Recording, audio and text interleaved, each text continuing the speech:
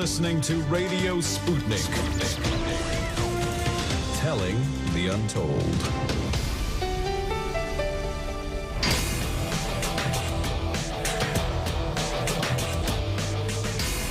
Fault lines.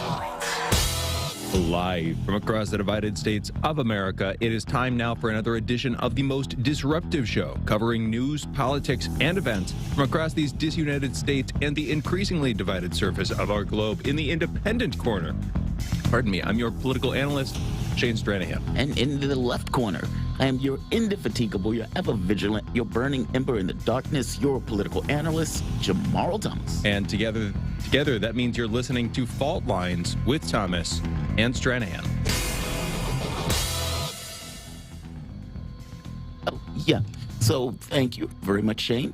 Let's go into our headlines for this morning. Let's go into the headlines. So, in COVID news, let's start here. In the news, yesterday in the United States, there were 216,312 new COVID cases reported, along with 107 deaths. Over the past week, there's been an average of 83,365 cases per day, an increase of 3% from the average 2 weeks earlier. 59% of the total American public has been fully vaccinated, and 70% of residents have received at least one dose. As of this morning, the coronavirus has infected 48,195,182 people across the United States and has killed an unfortunate 777,417 men, women, and children in this country. I'm sorry, 1,876 deaths. Yeah. So here's the thing. Yesterday, on Mondays, for some reason, the number is always low. And by the time you get to Tuesday, Wednesday, et cetera, the number pretty much levels out to, and I know saying levels out sounds horrible, but that's basically what it did this weekend also. So 216,312 new COVID cases, 1,876 new deaths. Wow, these numbers are going back up. President Biden said on Monday that the new Omicron variant is a cause for concern, not a cause for panic. He reiterated his plan or his plea for Americans to get vaccinated to protect themselves against the virus and added, quote, "If people are vaccinated and wear their masks, there's no need to lock down," unquote. That is true. This is predominantly a disease of the unvaccinated.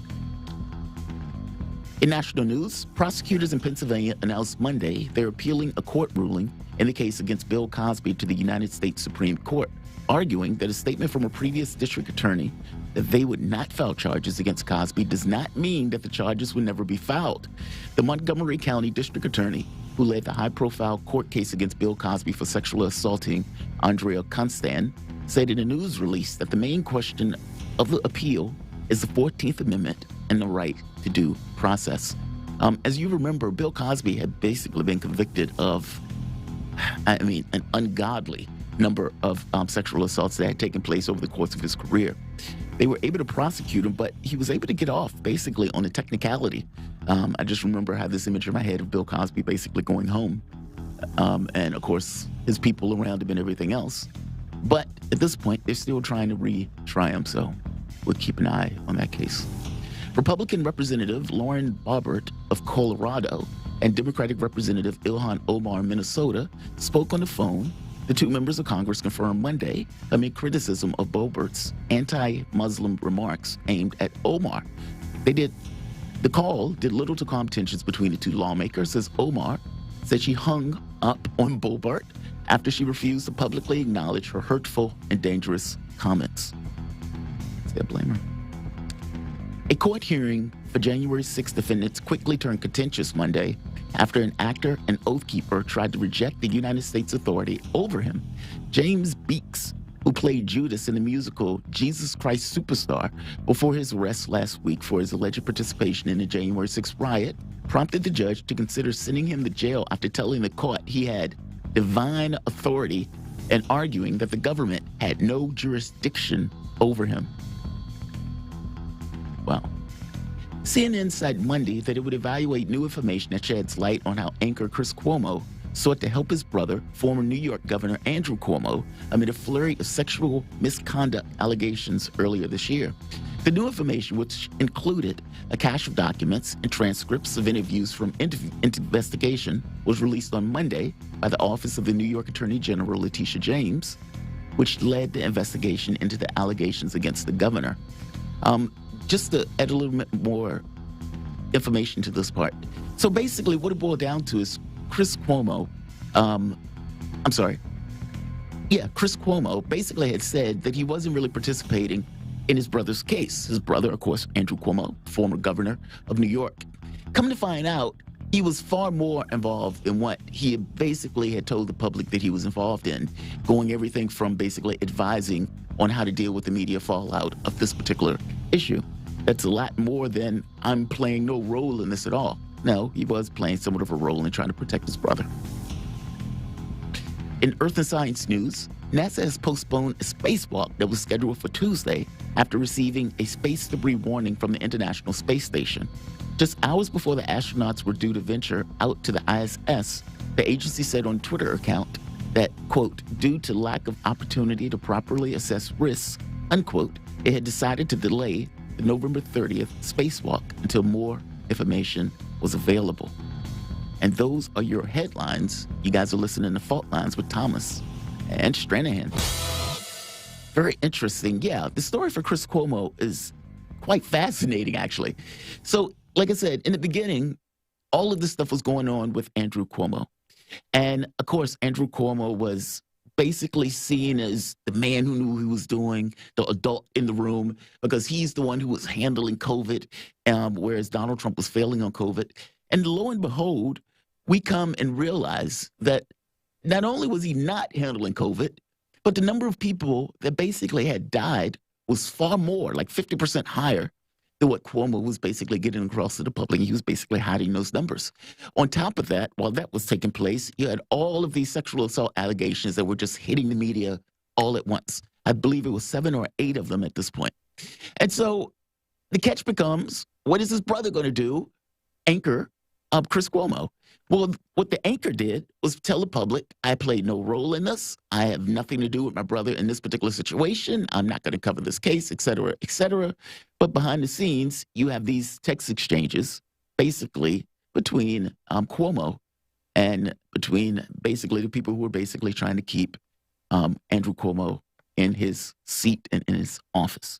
It doesn't necessarily look all that good. I guess the thing is, it's his brother.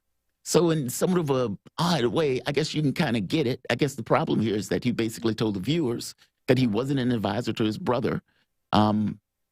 He just listened and gave his take and went further than that, at least based on the text messages that have been just recently exposed. Very interesting. One of the other interesting things has to do with Bill Cosby case. Bill Cosby got a lot of flack for this. Bill Cosby is an interesting character to me.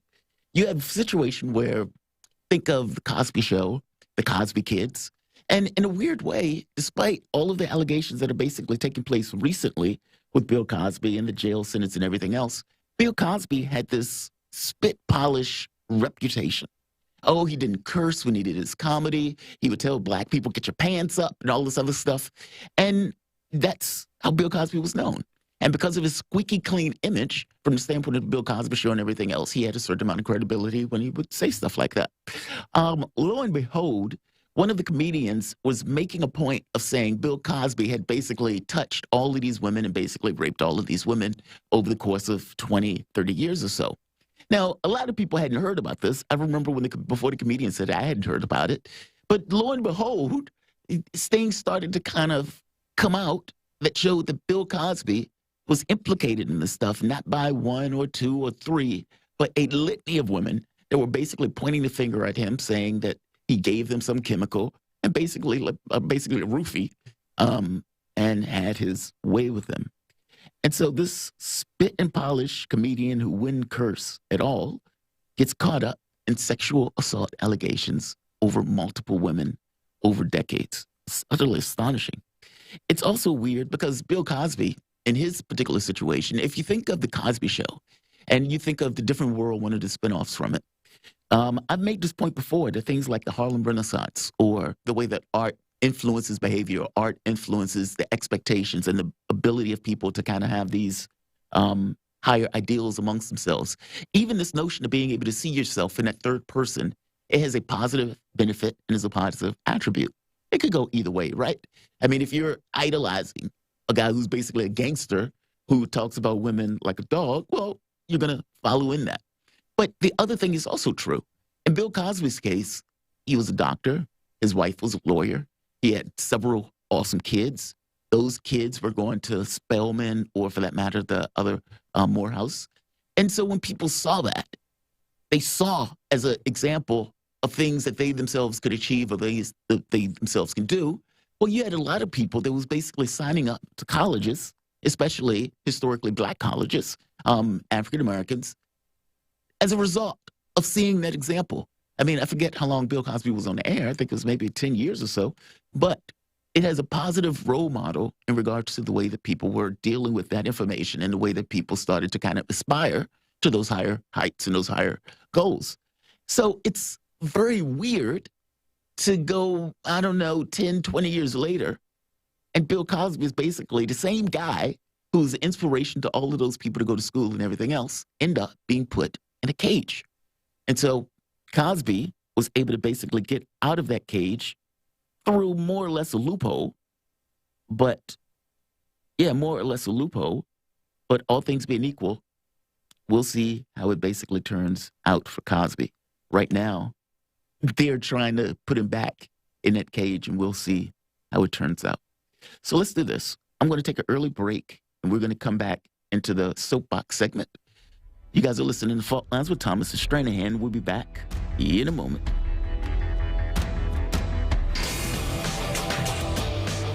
Fault Lines. Radio Sputnik. Hi, I'm political analyst Garland Nixon. And I'm political scientist, author, and nationally syndicated columnist Dr. Wilmer Leon. We're the co-hosts for The Critical Hour, airing Monday through Friday from 6 to 8 p.m. Eastern Time here on Radio Sputnik in Washington, D.C. We close out your day with a thorough and hard-hitting analysis of the day's top stories where we bring in brilliant scholars, authors, and investigative journalists from around the world.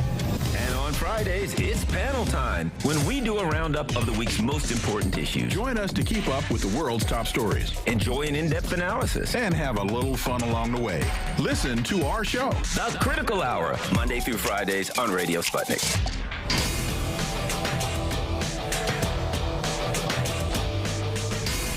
Fault Lines. Welcome back to Fault Lines on Radio Sputnik. My name is Jamarl Thomas. I'm joined with my co-host Shane Stranahan, coming to you live out of our station in Washington, D.C. If you guys just so happen live in the D.C. area or find yourself in the D.C. area, you can catch us on radio at 105.5 FM and 1390 AM. We're also in Kansas City at 102.9 FM and 104.7 FM. If you guys are digging what Shane and I are putting down, whatever platform you're consuming this content on, give us a like and share that audio or video. If you want to join in on the conversation, you can do so with a chat, a tweet, and of course, you can reach us by phone at 202-521-1320. That is 202-521-1320.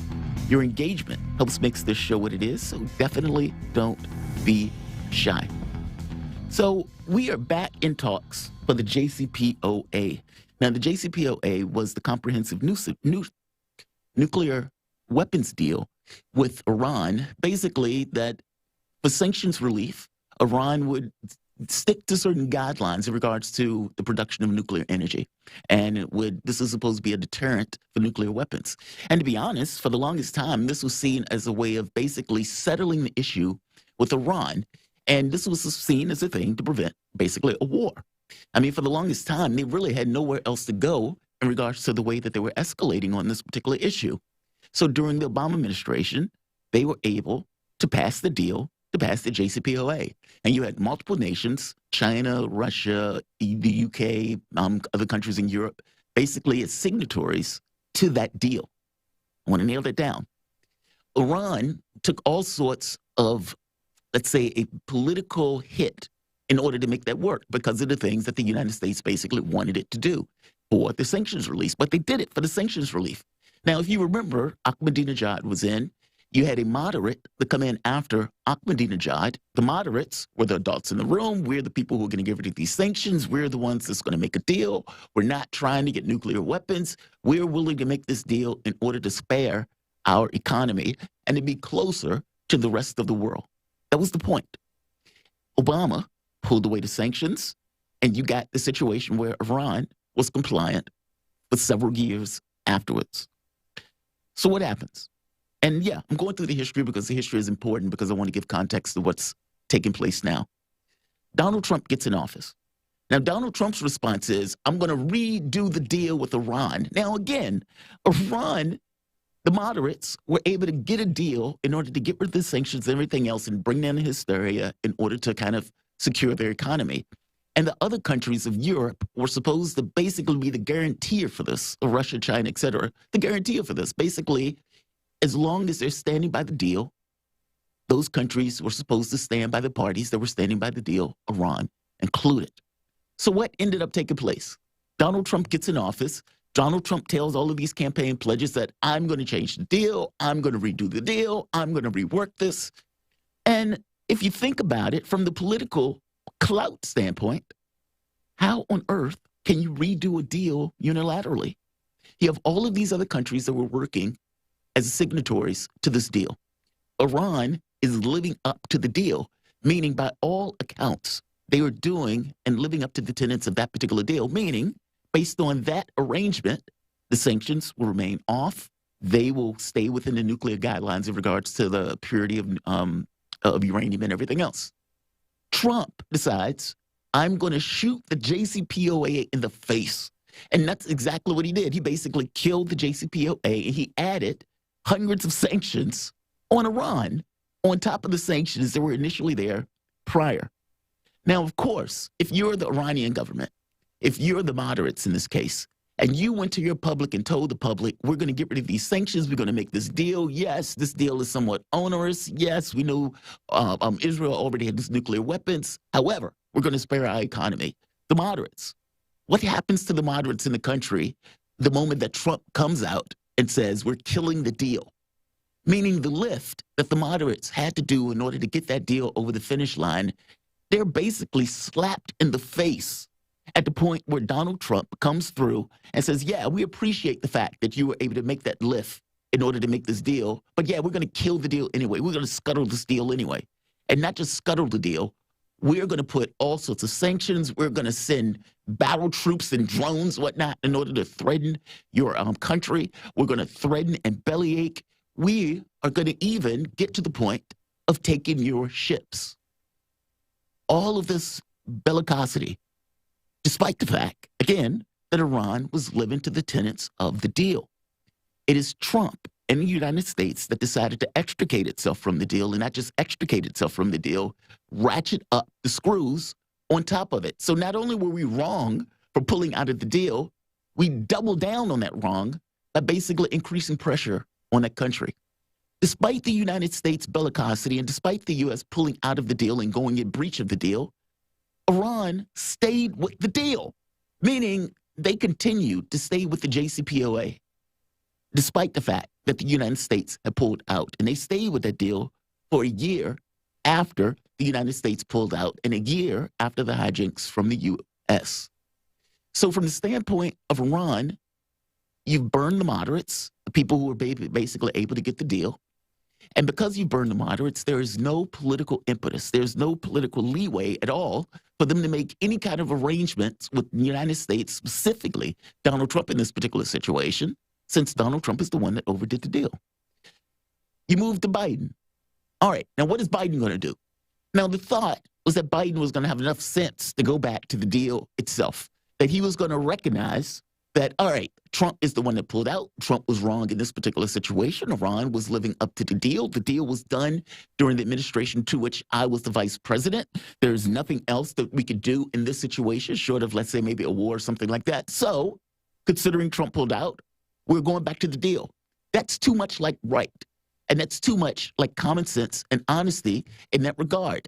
And something that Mark Sleboda said yesterday, well, the U.S. is more involved in this face-saving stuff, and that's exactly what this is. It's face-saving. The Biden administration doesn't want to come out with the honest assessment that we are going back to the deal, we're going to drop the sanctions, and everybody else comes back into compliance, we move on from there. They don't want to do that because they don't want to seem as if the United States is the one that made a mistake in that situation. They don't want to have to deal with politically covering themselves and explaining what actually happened and what is actually basically reality. Trump pulled out, we're getting back in, we're dropping the sanctions, they were compliant. So instead, you get comments from Jen Psaki like this. Let's play the clip. And on the Iran nuclear talks as they resume, Robert Malley said signs from Iran, quote, are not particularly encouraging. And Israel's Naftali Bennett said that Iran is trying to, quote, end sanctions in exchange for almost nothing. Considering the pessimism expressed about diplomacy there, how much time is the administration giving to Iran before President Biden moves on to other options? Well, first and foremost, unquestionably, our best approach here is through diplomacy. That is the preferable approach. So I'm not going to give a timeline for when that would end. That is what we were going to continue to press forward on. In terms of rumors out there or reports about what is going to be negotiated, obviously I'm not going to negotiate from here, not that you're asking me to do that, but our objective has not changed. It remains a mutual return to full compliance with the Jcpoa. This is the best available option to restrict Iran's nuclear program and provide a platform to address Iran's destabilizing conduct. That is what we are discussing. Rob Malley is obviously the lead negotiator. We're working with our European partners in lockstep. And of course, we are going to continue to press toward a diplomatic approach. Mutual full compliance and this notion that we're pushing to get Iran to stop their destabilizing behavior and basically as if this is the issue for Iran. Look, if you want to mutually come back to the Jcpoa, that is very easy to do. Iran has been very clear that they are willing to come back to the Jcpoa. Again, they were already in alignment with the Jcpoa and the tenets of that particular policy, as long as you get rid of the sanctions. Now, their rationale for this is that wrong. You enacted the sanctions. You breached the deal, talking about the U.S. You decided to burn the moderates that made this deal with you guys in good faith. You did that.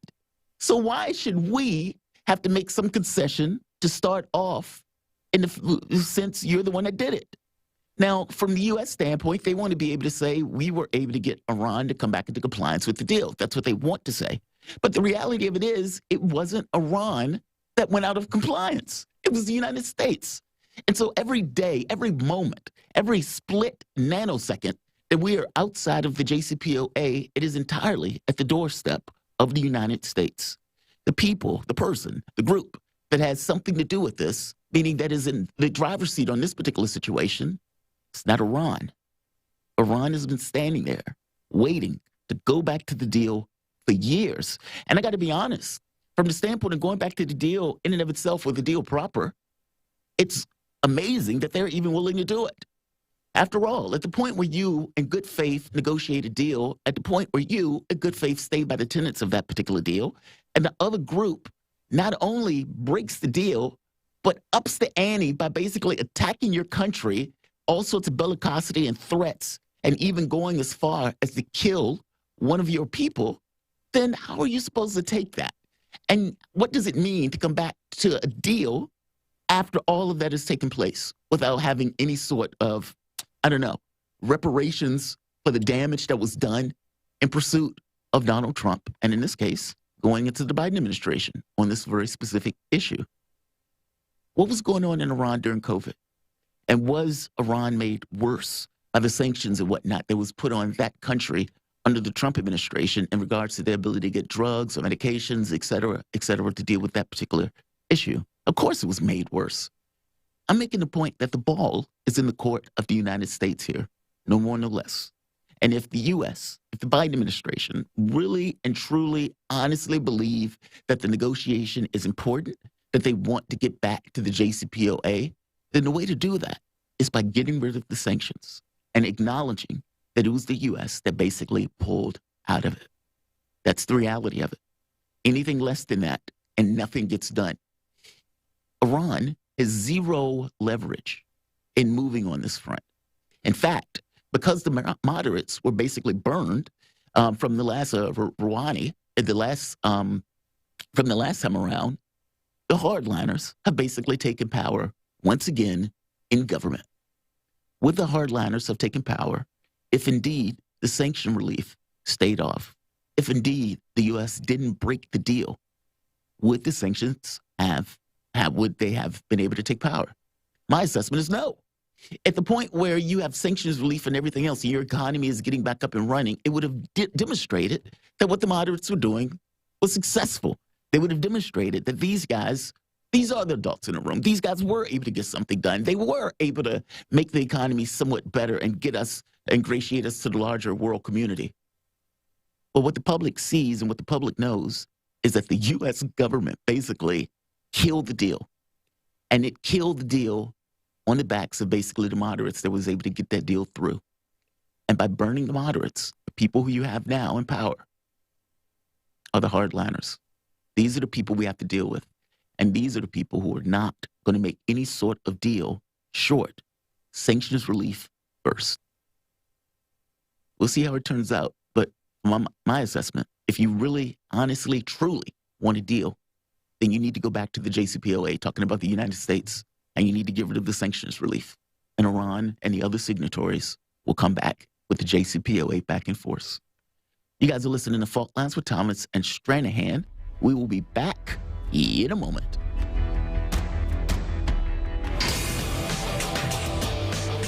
Fault Lines. You're listening to Radio Sputnik. In a media landscape filled with so-called journalists acting as stenographers for their billionaire bosses, there is a desperate need for news, analysis, and perspectives that buck the status quo and get to the heart of how domestic and international events impact you and me, as well as showing how we can get involved in the struggle to change that status quo. Check out By Any Means Necessary on Radio Sputnik, Monday through Friday from 2 to 4 p.m. Eastern, to hear the stories and voices that mainstream media refuses to tell you. And join us as we connect the political, social, and economic movements shaping the world around us. That's By Any Means Necessary, Monday through Friday at 2 to 4 p.m. Eastern, right here on Radio Sputnik.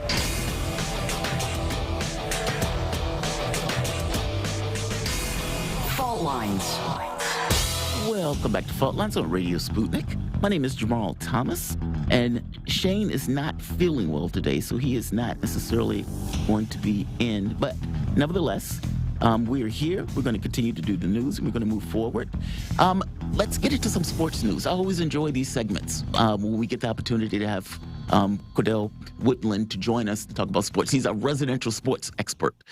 So Cordell, what's going on, my man? Doing okay? Not bad. Was at FedEx Field last night to be a part of that Washington football team Monday night win. So I'm still on a little high right now. Go ahead. So where's FedEx Field? I don't necessarily... In Landover. Okay. It's in Landover. Who were they playing last night? They were playing Seattle. Okay. Seattle Seahawks. How was the game?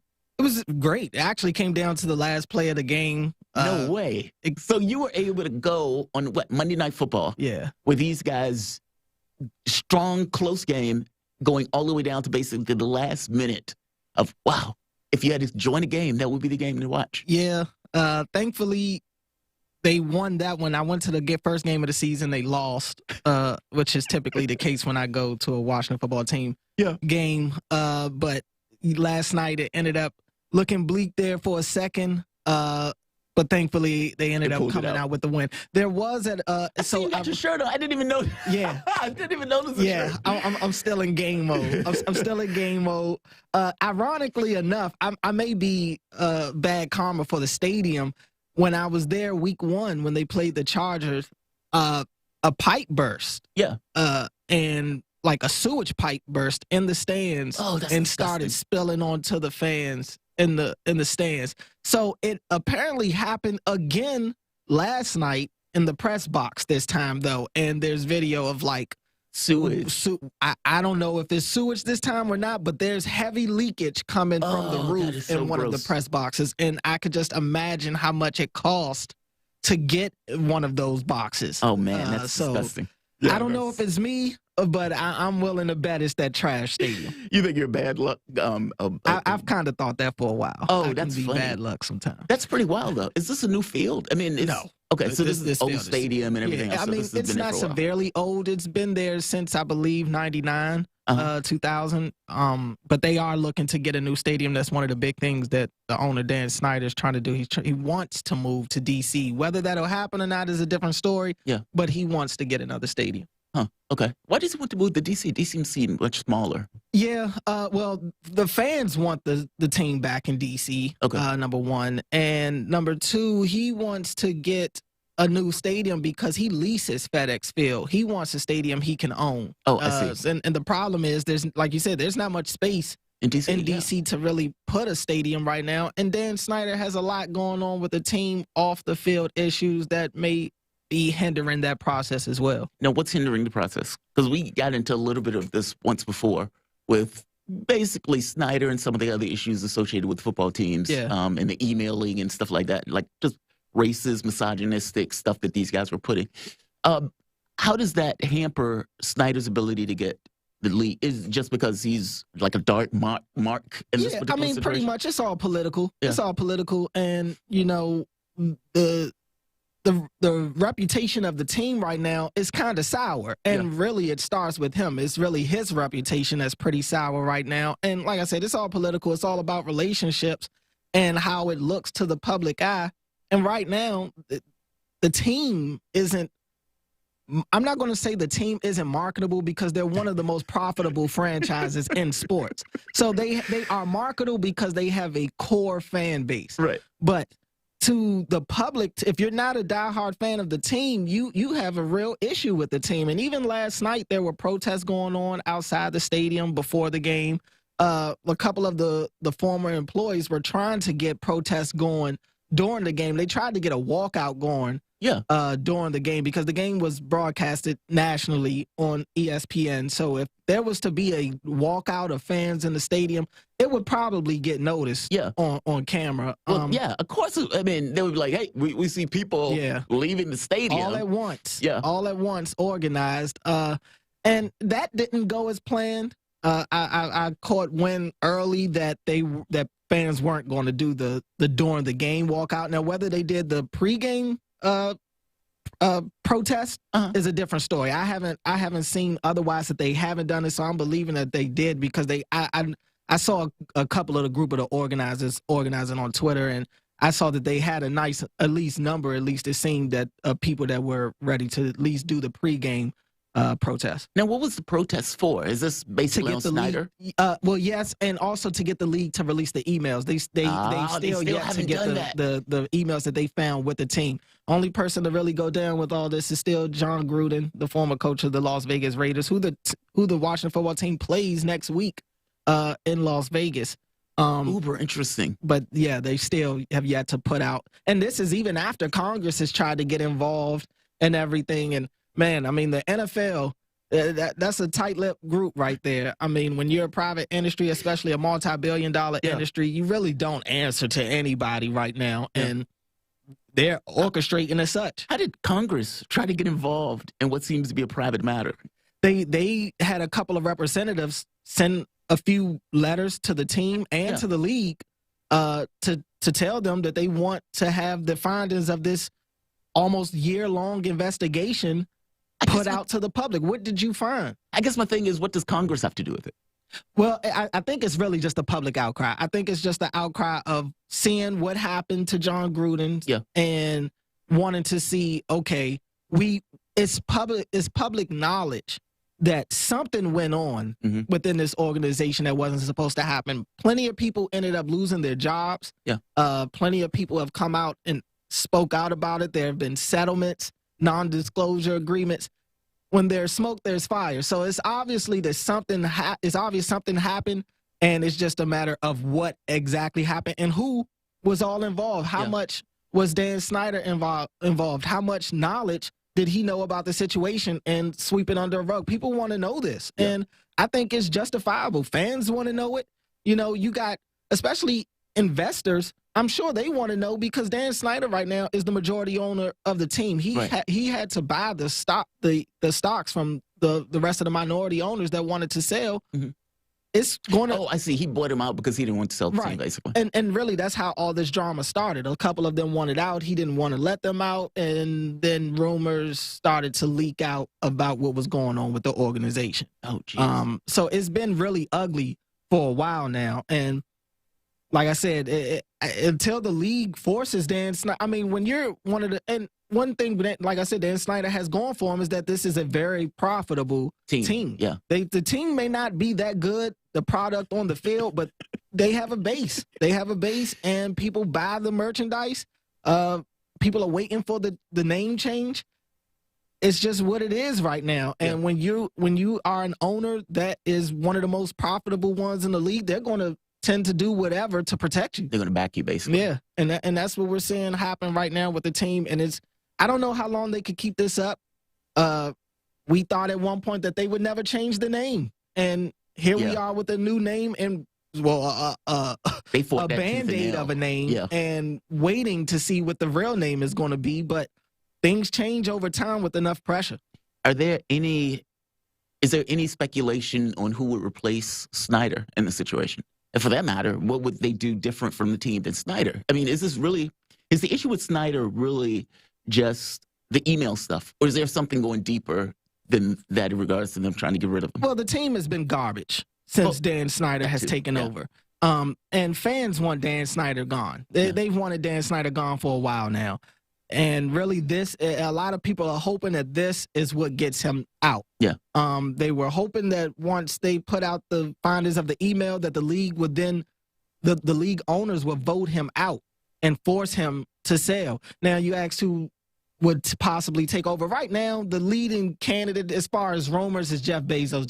Jeff Bezos has been wanting to buy the team for a while now. That feels so weird. Yeah, it's been a few years he's been wanting to buy the team. He is a fan of the team. Yeah. He's definitely got the money to buy the team and to take it to where Dan Snyder wants it to go. Get a new stadium, be able to rebuild the image, bring in new investors. Jeff Bezos has the ability to do all of that.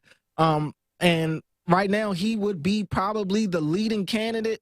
It's not too many people that can afford the Washington football team. You know, Dan Snyder has deep pockets. So, like I said, until he's able to be forced out, that's the only way he's going to sell. He's not selling the team no other way unless he's forced out. That's one thing that should be mentioned. Basically, he's not going to willingly sell the he's not going to willingly sell the team. That's pretty wild. Wow. I can't imagine Bezos. I don't know why that's weird to me. For some reason, I can't see Bezos running the football team in this way. I mean, because whoever owns it is going to have all sorts of, let's say, leverage in regards to doing whatever they want for the team at that point, especially if they're a majority owner. Well, I think one of the difference Jeff Bezos will have other than Dan Snyder, I don't know if Jeff Bezos will be as hands-on when it comes to actual football operations. Okay. You know, Dan Snyder over the years has tended, to his fault, has tended to interfere a couple of times where maybe he shouldn't have. What do you mean? Give me an example. Draft picks.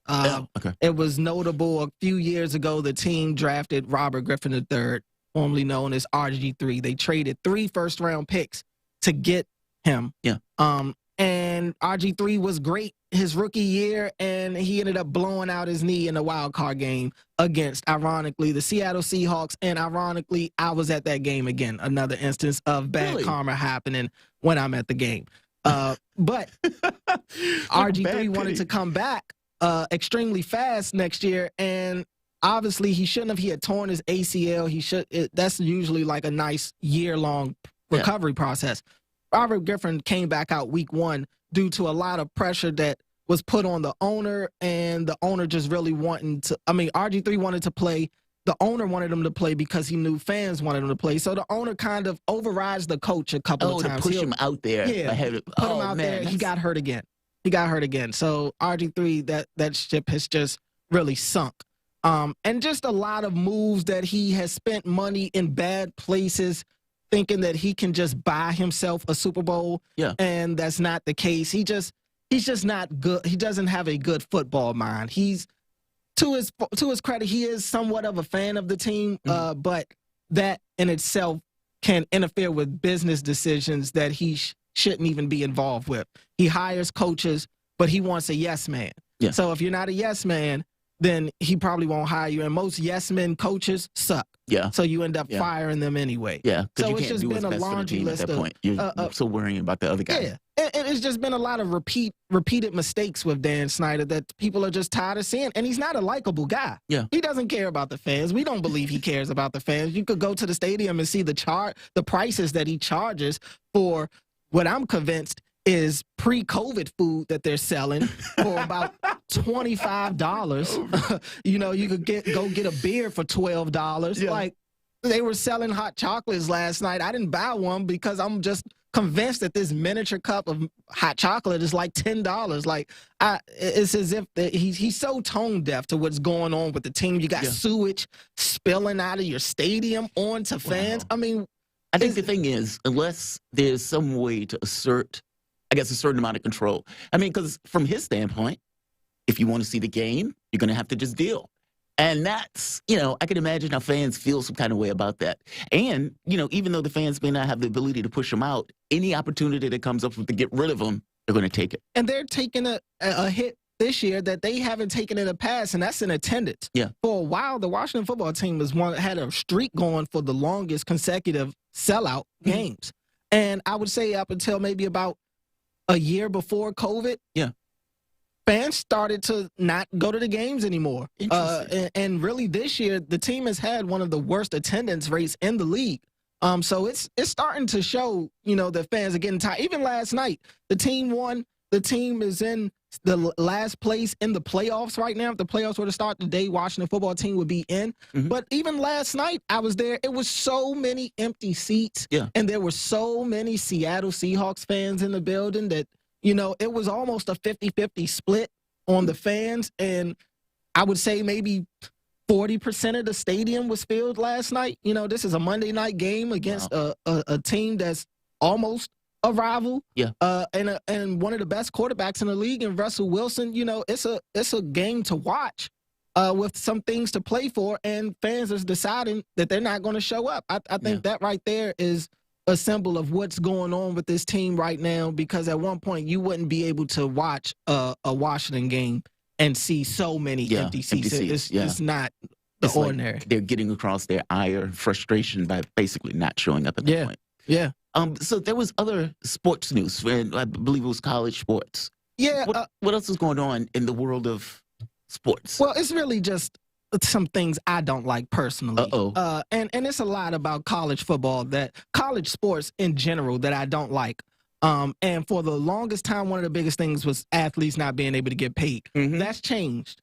Athletes can now get deals, NIL deals. They can sign endorsements and things like that, which is so long overdue because the NCAA makes an unprecedented amount of money. I mean, even off video of these games. kids. You would have like a video game, and they would have the likeness of the person, but they can't get any money off of that deal at all. And they don't even sell the game anymore because of Ed O'Bannon suing the NCAA for his likeness, and that game has been put on hold. Now, that game is supposed to come back. College football is supposed to come back within the next 2 years, which is huge, and that's because of the NIL deals that these athletes are now able to sign.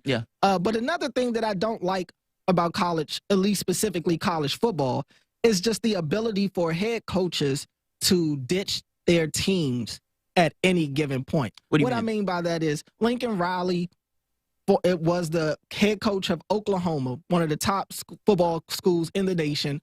And he just left to go to he just took the opening head coach job at USC, which is USC is one of the biggest college football schools in the country. It's a job everybody wants. I understand it.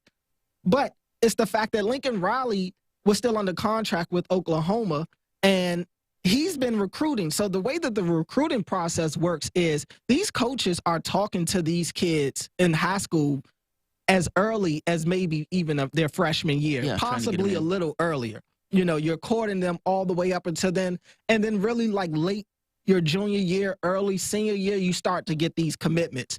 And Lincoln Riley has been recruiting on behalf of Oklahoma this entire time. Now Lincoln Riley is just left like a thief in the night to go to USC. And now all of these recruits that committed to Oklahoma to play for Lincoln Riley now have to figure out what they're going to do. Right. Oh, I see what you mean. So basically, he's nurturing all of these kids in the various high schools that he wants to come to the school. And then he's like, all right, I'm glad you guys can come here. I am now going to this huge contract at USC. Good luck in regards to what you guys were doing. Yeah, I see what your point is. So how does that work in the football league? In the NFL, if you're under contract, you're under contract, period. You're under contract unless you're fired. Yeah. You can be fired in the NFL. But in college football, you can also be fired. Mm-hmm. But the coach can just put his name in the coaching carousel to be hired, and you get another job somewhere else. You can just while you're still under contract. You're still under contract, and you just separate. And you go to the other school, and it's happened. Ed Orgeron for LSU, he got an extension a couple of years ago when he pretty much put LSU back on the map. He decided he's going to step down now because LSU is not as good as they were a couple of years ago. LSU was complete crap this year, to be nice. And Ed Orgeron decided to step down. So now Brian Kelly, who's the coach of Notre Dame, another powerhouse college football team, he now takes the LSU job. This is what college coaches do. It's like musical chairs. They just switching around. And yet again, I think this is another instance of the NCAA allowing their personnel to pretty much do whatever they want. But when it comes to these kids wanting to transfer down, don't get me wrong, the transfer rules have become a little more loose, and you used to have to wait a whole year. Let's say I played for University of Maryland this year, and I put my name in the transfer portal to go to Texas, I can't play next season. Yeah. I can't play again until 2 years from now. That's how it used to be. Now it's not that way anymore, thankfully. But I still have a problem with the way that these coaches are able to just relocate at any given point after looking to recruit, because one of the biggest reasons these recruits commit to these schools is because of the coach. Yeah. The reputation the coach has, the offense that they run or the defense they run, how the coach is planning on using them. They're selling them dreams, and they're telling him, hey, I'm going to be your coach when you get here. It doesn't make sense to me. I mean, because it seems like a contract is a contract. It would be like if I call somewhere to say, okay, I'm making arrangements because I want to come eat dinner at this particular place at 6 o'clock. And I get there and they're like, yeah, we're sorry, the reservation is no longer valid. It's like, but that's the whole point of a reservation. It's to hold the seat. It feels like that. It's like if you have a contract, the entire point of the contract is you're going to be here for a year. You're going to be here for 2 years. It's their way or the team's way of nailing down the fact that this particular coach is going to be with them, short of, they found a hooker in the trunk, a dinner or something like that, where they get rid of the person. But all things being equal, you would think if the person has a 2-3 year contract, they'll be there for 2 or 3 years. It's a little weird. They could just blow off the contract like that in order to move on to the next. Every league is different. So, there's some loose language in a lot of these coaches' contracts that allows them to be able to make these kind of moves like this because the NCAA allows it. Some sports, the contracts are guaranteed. Basketball, your contract is guaranteed as a player. Your contract is pretty much guaranteed in basketball. It's pretty much guaranteed in baseball. NFL, not so much. That's why they call the NFL the not-for-long league, because the lifespan of a player in the NFL, the average may be like 3 to 5 years. And you can be cut. It's painful. Exactly. I mean, it's punishing. Which is even more crazy that the contracts aren't guaranteed. It's the most physical sport that we play in this country, and that's the one where, you can be cut. Now, you can't be cut if you're injured, but you can be cut for performance ahead of the time that your contract is supposed to be up. Yeah. And as long as they paid you the guaranteed amount, each contract has a certain amount of signing bonus or a guaranteed amount that you get off the top. Yeah. But whatever's remaining, you won't see that. If there's like 5 years, you sign a 5-year, $60 million contract, you're there for 3, you've gotten, about $30 million of that yearly salary, but the rest of those 2 years that's left, you won't get that. As long as they pay you up to a particular point. Yep. Oh, man, that's, wow. My doctor, I remember one time he was talking about some of the football players that he used to work with. And he was like, he said, by the time they retire, or by the time they leave the league, their body is all screwed up. He was like, chronic pain in some cases. Sometimes you have these kind of things that didn't heal right because they were still playing through the pain and stuff like that. And so, that's pretty grim when you think about it. I mean, you can have a situation where a person, let's say, doesn't get injured to the point where it takes them out, but injured enough where it cuts down their performance. And they can be cut. without necessarily getting the same money. And again, this is basically them being cut for being injured, but they're not technically injured enough in a way where, where you could say, well, look, dude, I'm not able to play. Right. Yeah, that's screwed up. I am glad, though, that college finally did something about the likeness thing. That was always a big deal to me. Yeah. I mean, you would basically have college players who can't get any money from anywhere in this case. Maybe they get a contract or something like that in regards to the team playing for their school. But these guys are playing basically a sport. And you have all of these people coming and watch them play that sport. Right. You have all of these people coming and see them do it. You have video games that would basically use their likeness. It could be football, video, basketball, whatever. And these guys have no capacity to get any money off of it, despite the fact that they're in college. College is expensive in and of itself. They still have things to pay for, be it food, shelter, etc. They can't get any money off of any of that stuff. None of that stuff was allowed. And the NCAA and the league used to make tons of money off of these guys. So was there any back pay that had to be given? Or at that point, there was no way to go back? And really, it should have been, because it's been decades. I mean, March Madness alone rakes in so much money. You got to think about all the advertisements that go on during March Madness. It's a month-long tournament. The bettors, the money that comes in just from Vegas and all the sports betting that goes on, it's an unprecedented amount of money. And college football is really what runs the NCAA. College football pays for all the other sports, all the other collegiate sports, right? Like the wrestling and the volleyball and the women's sports like that. College, if you're a school and you don't have a good college football team, other sports are going to suffer. Other sports probably aren't going to be up there either. So it's been something that's been overdue, because the NCAA makes so much money that it's not even fair, and they've gotten away gotten away with it for years, because college is quote unquote an amateur sport. Right. It's not a professional sport, but you can't tell when you're watching these games on Fox and CBS, and you got these packed out arenas and packed out stadiums and things like that, and people are really putting down heavy money to watch these games. That's not an amateur sport. Yeah. You've got some guys that play collegiate sports that only play collegiate sports because by rule going to college they can't get to the NFL. Yeah. The professional sport, they're not old enough they haven't met the requirements to get there. But and then also for a while they've gotten away with just, we're giving you a scholarship to go to the school, when really that's not enough. A lot of these athletes, they go to these schools, and especially, let's say, college basketball, if a guy is really dominant, that full ride is not enough, because he's only there for a year. Yeah. He's going to go to the school for a year and then go to the league. Like, you have a certain amount of fun. And it's been, I don't know if it's ever gotten this bad, but I know in the past there's been stories of college students talking about how they've gone hungry because I've heard of that. You get enough for, I guess, 3 meals a day, but what about in between time, especially as an athlete? You want to eat as an athlete. They're on a certain diet number of calories per day. They have to eat a certain amount of times a day. For any athlete that brings in that much money to a school to even hint at the fact that they're hungry, that in itself isn't right. I mean, even just school in and of itself. I mean, like, even if you have something that just pays for books and everything else, you still have a car. You still have this need to get around. You still have entertainment costs that you basically have to deal with. And I mean, nobody wants to kind of live hand to mouth. You can't get a job as a collegiate athlete. That's the other part. You can't work. Yeah. So basically, you're walking around broke, despite the fact you're making billions of dollars for and you're on everybody TV else. Every week. Yeah. Everybody knows your name, but you couldn't make any money. So it's definitely a step in the right direction. Didn't they kick some of those people out for getting money? They did. Yeah. A lot of these students used to get suspended for getting money from boosters, giving them money, or cars, or a free meal will get you suspended. Right, you couldn't receive anything.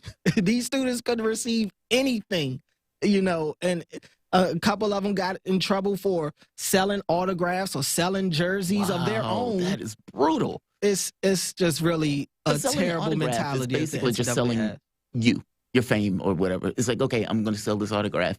If the person wants to buy it, I don't see necessarily the big deal. But they're looking at that as, well, that person is getting money off of what?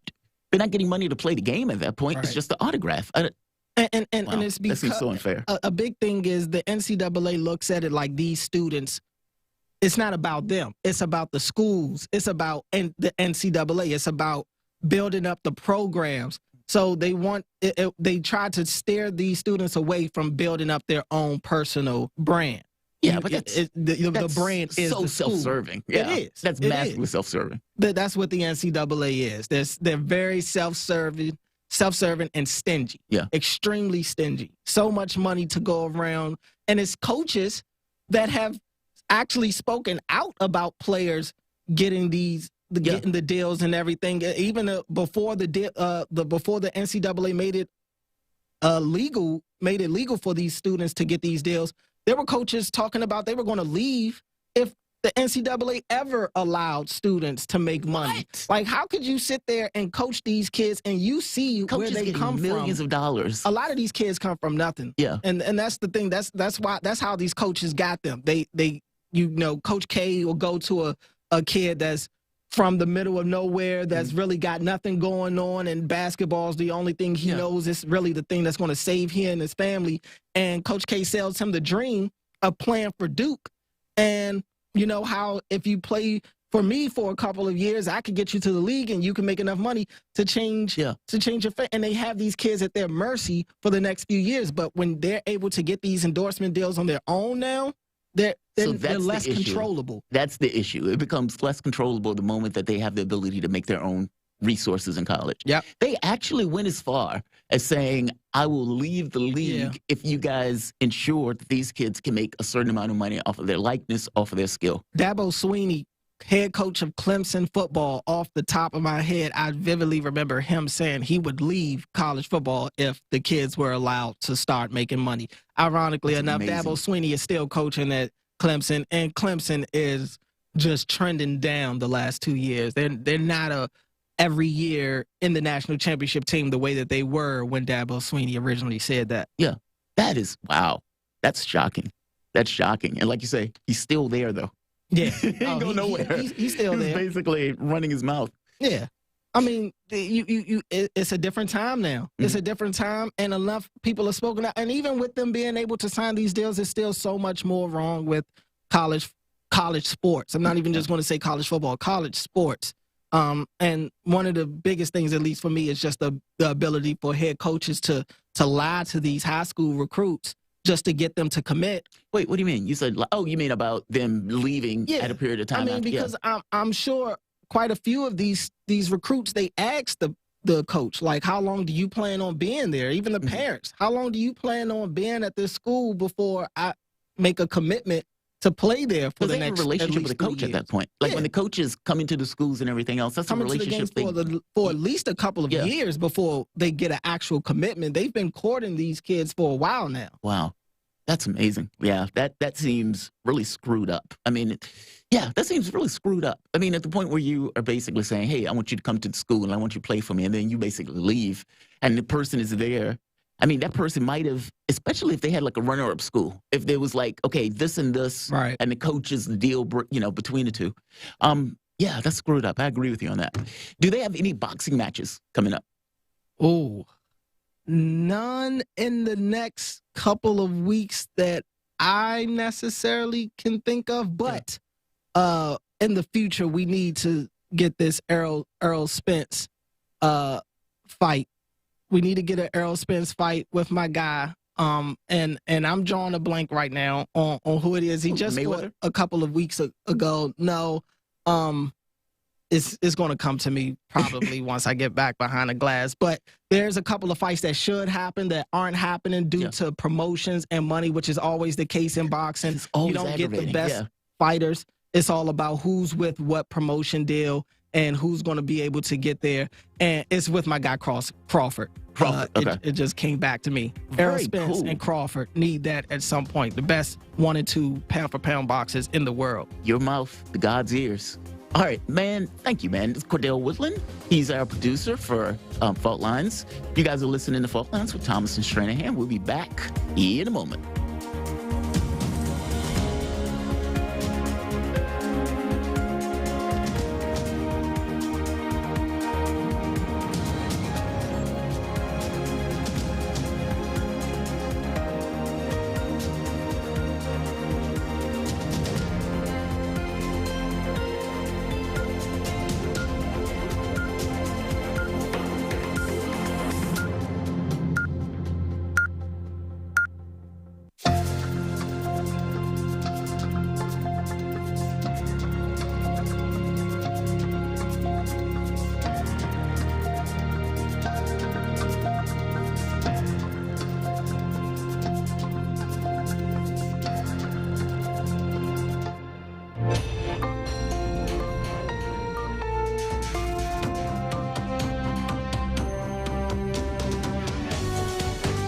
listening to Radio Sputnik. Telling the untold.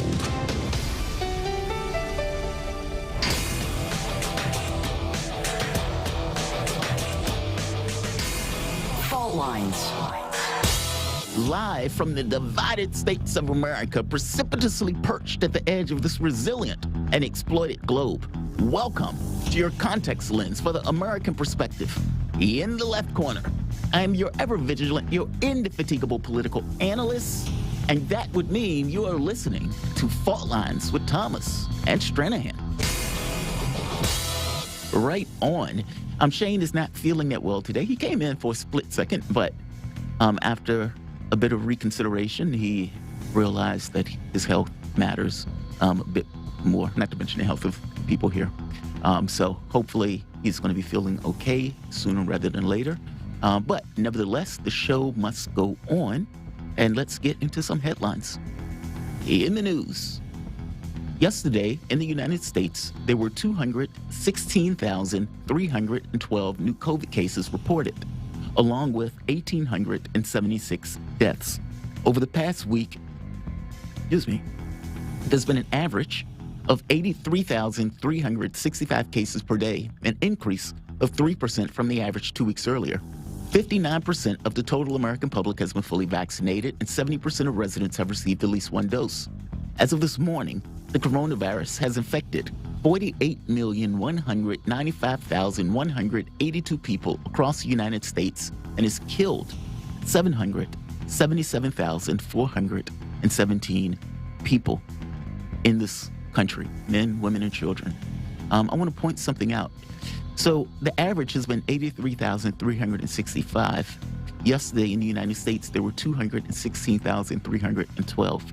Oftentimes, you see deaths follow an increase within a couple of weeks or so.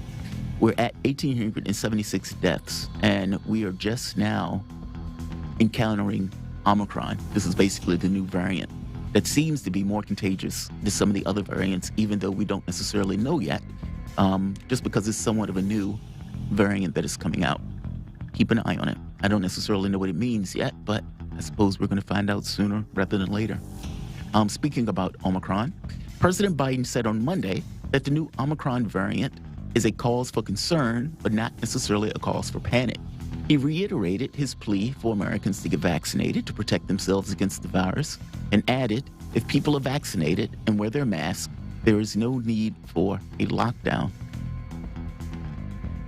In national news, prosecutors in Pennsylvania announced Monday they're appealing a court ruling in the case against Bill Cosby to the U.S. Supreme Court, arguing that a statement from the previous district attorney that they will not file charges against Cosby does not mean that charges will never be filed. The Montgomery County District Attorney, who led the high-profile court case against Cosby for sexual assaulting Andrea Constan, said in a news release that the main question of the appeal is the 14th Amendment and the right to due process. Republican Representative Lauren Boebert of Colorado and Democratic Representative Ilhan Omar of Minnesota spoke on the phone. The two members of Congress confirmed on Monday amid criticisms of Boebert's anti-Muslim remarks aimed at Omar. They did little to calm tensions between the two lawmakers, as Omar said she hung up on Boebert after she refused to publicly acknowledge her hurtful and dangerous comments. These comments were basically calling her jihadist, not necessarily great, and certainly not something that should be taking place in Congress. A court hearing for January 6 defendants quickly turned contentious Monday after an actor and oath keeper tried to reject the United States authority over him. James Beeks, who played Judas in the musical Jesus Christ Superstar before his arrest last week for his alleged participation in the January 6 riot, prompted the judge to consider sending him to jail after telling the court that he had divine authority and arguing that the government had no jurisdiction over him. CNN said Monday that it would evaluate new information that sheds light on how anchor Chris Cuomo sought to help his brother, former New York Governor Andrew Cuomo, amid a flurry of sexual misconduct allegations earlier this year. The new information, which included a cache of new documents and transcripts from the interviews with investigators, was released Monday by the Office of Attorney General Letitia James, which led the investigation into the allegations against the governor, who also at this point is running for governor. She was basically able to make her career to some degree off of putting Cuomo's husk on her wall. In international news, Barbados has officially removed Queen Elizabeth II as the head of state to become the world's newest republic. Dame Sandra Mason was sworn in as president in an overnight ceremony attended by the Prince of Wales and Rihanna. The new era for Barbados ends Britain's centuries of influence, including more than 200 years where the island was a hub for the transatlantic slave trade. In his speech, Prince Charles acknowledged the appalling atrocity of slavery the Caribbean island suffered. In tech news, Twitter CEO and co-founder Jack Dorsey is stepping down as chief of the social media company, effective immediately. Parag Agrawal, Twitter's chief technology officer, would take over the helm, the company said on Monday. That is interesting news. Jack Dorsey pretty much ran that company, famously ran the company. We'll come back to it. In Earth and Science news, NASA has postponed a spacewalk that was scheduled for Tuesday after receiving a space debris warning for the International Space Station. Just hours after the astronauts were due to venture out of the ISS, the agency said on its Twitter account that, quote, due to lack of opportunity to properly assess the risks, unquote, it had decided to delay the November 30th spacewalk until more information was available. In holiday news, it is National Give Space Day. National Give Space Day. Those are your headlines. You guys are listening to Fault Lines with Thomas and Stranahan. You know, the interesting thing about the spacewalk stuff, and I'll just read it again.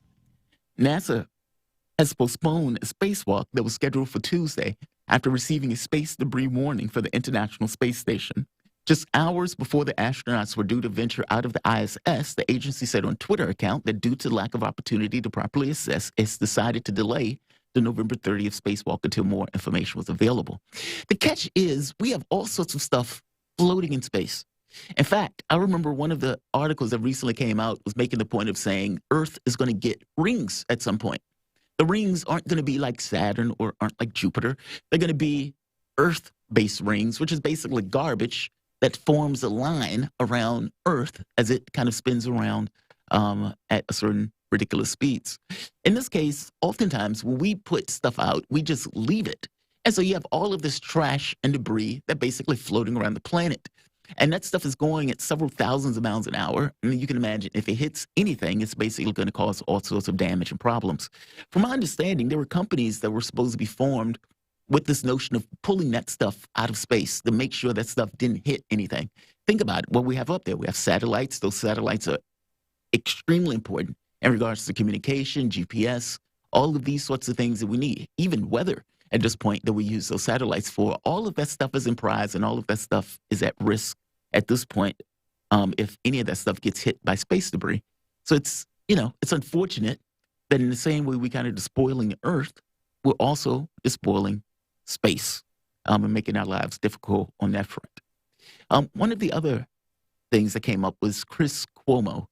So, as you know, Andrew Cuomo, governor of New York, was basically taken down in, you could say, I guess, a litany of corruption issues. One has to do with sexual assault.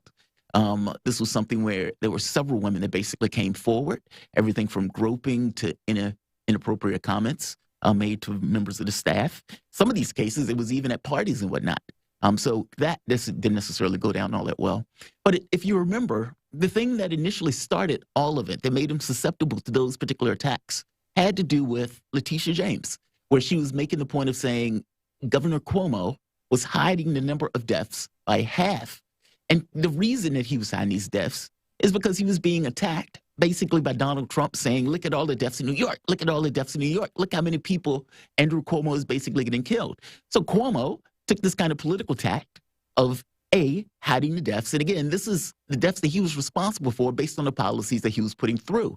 I mean, one of those policies was basically sending people into nursing homes, if you could think the most vulnerable aspect of our population, the elderly population, without allowing those nursing homes to test to see whether or not the people who were coming into them had COVID. So you can imagine in this situation, he basically created this perfect storm situation and then hid the number of deaths after those people started getting ill and those people started dying. So you have this weird situation where he hides the deaths, then he goes out and has all of these public announcements. So every other day or so, he's standing there as if he's the adult in the room explaining, this is what we're going to do for COVID. This is how great we're doing in New York. We're keeping the numbers down. I know more than the other scientists and doctors and everything else. And he gets an Emmy for this. The media basically treats him as if he is this kind of this counter to Donald Trump as president and the way that Trump is handling it. And to go further, not just getting an Emmy, he wrote a book. The book basically saying how great I am at dealing with COVID. Now, when you think about it, he was able to basically monetize that book based off of failure. They took the Emmy back, thankfully, because, of course, he didn't necessarily deserve the Emmy when you have a huge number of deaths that you were basically hiding. And the fact that all of those people died and all of those numbers were being hidden created this kind of perfect storm scenario where he could be taken out by additional other issues that basically came up. Anger management being one. He basically called the guy who was concerned about the number of people they were passing and screamed at the guy. The guy said his wife was shook for minutes after, like 15 minutes after the phone call with Cuomo. Then you had this notion that Cuomo being an anger maniac, et cetera. This was something that was basically already known, but it started to gain more resonance in coordination or in addition with the number of dead grandmas that basically was under Cuomo's watch. And of course, the sexual harassment being the final thing that basically ended Cuomo's tenure. If Cuomo didn't resign, it sounded like they were going to basically impeach him and kick him out with force. So he eventually had to leave. Letitia James, who got all sorts of credibility by going after Cuomo, because again, Cuomo is a Democrat, she's a Democrat, and it made it look as if she was somewhat impartial in the way that she was going about it. Well, she's basically put her name out to run for governor a day after Cuomo was basically indicted on one of those sexual harassment charges. So we'll see how Letitia James does. It's unknown. We've had people here, Michael Goodwin, for example. We had Ted Raw here having this conversation on what are her chances in the race coming up. It's unknown. I mean, to be honest, New York has several other people that are going to be running. Some of these people are going to be running on the left. And so it's unclear. I would say from a name recognition standpoint, though, she's done herself great favors by making herself very well known and going after Cuomo. I think it's somewhat iconic that a day or so, either a day before or a day after he was indicted, she puts her name in the running for governor. So we will see how that turns out. For the last case, Omicron.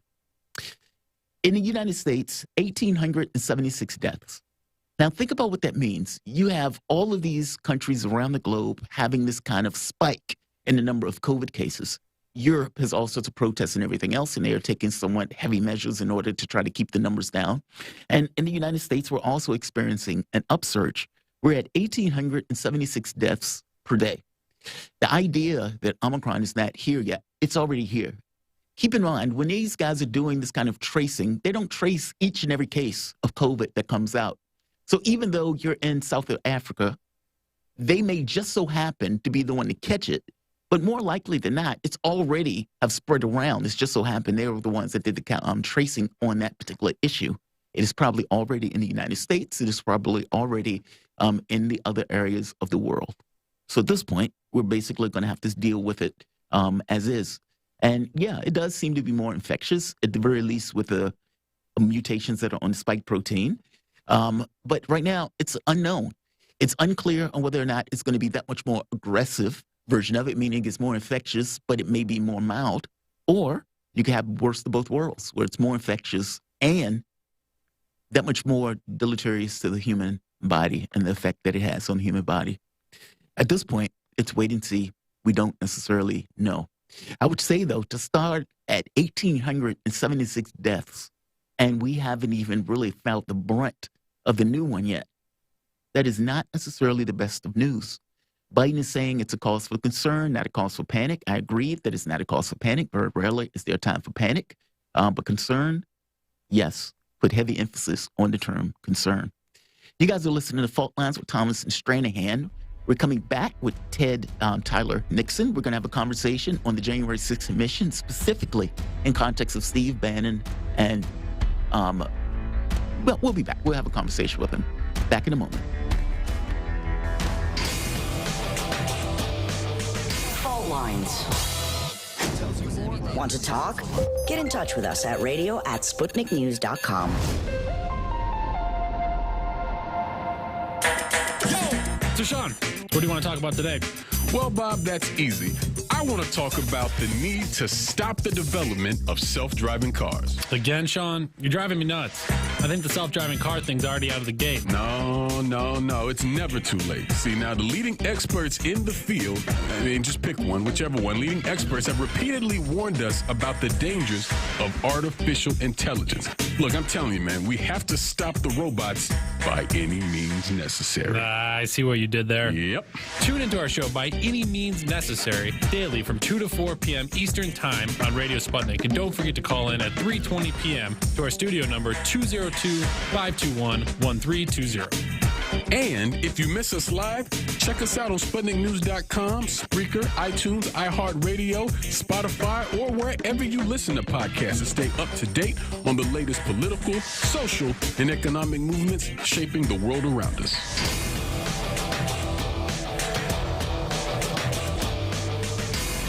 Fault Lines. Welcome back to Fault Lines on Radio Sputnik. My name is Jamarl Thomas. I am typically joined with my co-host, Shane Stranahan. I'm coming to you live out of our station in D.C. Shane is not necessarily feeling that well this morning, so our prayers go out to him, or at the very least our good wishes go out to him. But if you guys are in New York, if you guys are in D.C. and you would like to catch us on radio, you can always do so at 105.5 FM and 1390 AM. We're also kicking around in Kansas City at 102.9 FM and 104.7 FM. If you guys are digging what Shane and I are putting down, whatever platform you're consuming this content on, give us a like and share that audio or video. If you want to join in on the conversation, you can do so with a chat, a tweet, and of course, you can reach us by phone at 202-521-1320. That is 202-521-1320. Your engagement helps make this show what it is, so definitely don't be shy. So let's get into a conversation on the January 6th commission. Prosecutors have basically accused Donald Trump's ex-advisor, Steve Bannon, of attempting to try his criminal case through the media as opposed to trying it through court. Now, if you remember, Bannon was called into contempt of Congress, basically, for not showing up because he was basically saying, no, Donald Trump, or there was litigation going on around this notion of whether or not he had to speak at all, or for that matter, whether or not anybody associated with Trump had to give testimony. Well, Congress held him in contempt. He goes into Congress, or he goes into the court case, and he comes out spitting fire in this particular court case. Now, Bannon is a clear media luminary in this case, and whatever you want to think of him, he's pretty politically astute, and he's basically turning that political skill into going after this January 6th commission. So let's have a conversation about it. We're joined with Tyler Nixon. Tyler Nixon is an Army infantry veteran, counselor at law, constitutionalist, advocate, writer, critical historian, and extremist in defense of liberty. Tyler, thank you for joining me, man. How you doing today? I'm doing great, gentlemen. It's always good to be on one of the smartest radio shows out there. Really. Thanks, man. We appreciate you being on the smartest radio show out there. How was your Thanksgiving, by the way, before we go into the story? It was very low key. I was just sort of still shaking off the chest cough that I had, but it was relaxing. And how about you guys? It wasn't too bad. I went to Richmond to visit family, because I was born and raised there. And so we stayed there for 2 or 3 days and then came back. Like you say, it was low key. It wasn't anything major or anything like that. It was just kind of visiting and whatnot. So it wasn't too bad. I want to get into the January 6th commission for a moment. So Steve Bannon goes in, they hold him in contempt of Congress. And first, let's start there. Do you think he should have been held in contempt of Congress? I mean, he's basically arguing that, look, it was litigation where they were trying to discern whether or not he had to speak at all, meaning whether the president had the right to Oh, I can't think of the name of the word is escaping me in the moment. But basically, whether he had to testify, his point is there's certain privilege associated with working with the president that I shouldn't have to give that up. There needs to be certain confidences that if you're having a conversation with the president about various policies and everything else, that stuff can't be pulled out of you during testimony. Now, Congress didn't buy that, and Congress basically held him in contempt. I mean, what's the legalities around this? I mean, how does that typically work? If you're working with the president and the president is declaring privilege or executive privilege, does the person have to talk? Or is that person, can they really force or compel that person to talk? What's the previous case law on this particular issue? Do you know? Well, I mean, I think you have U.S. v. Nixon, which is, you know, essentially you cannot assert executive privilege if the subject matter of the conversations involves crimes. But you have to demonstrate, I mean, there has to be a clear, clear evidence that there were crimes either being perpetrated or discussed, and, you know, that would exempt that. And I don't think the House has established, as much as they're trying to basically, the House Democrats, I should say, as much as they want to smear and use this inflated so-called investigation, to basically try to dragnet and pull in anybody associated with Trump who happened to be in Washington that day or was in any way protesting the, what people saw as irregularities, if not fraud, in the election. They're casting a wide net here, and the problem is that this commission, this ad hoc committee, which is stacked with partisan, extremely highly partisan Democrats who have gone on record well before this committee was formed as, having basically prejudged the entire situation, having accused the president and his people of being involved. So, right there, I think off the bat, you have a problem of good faith.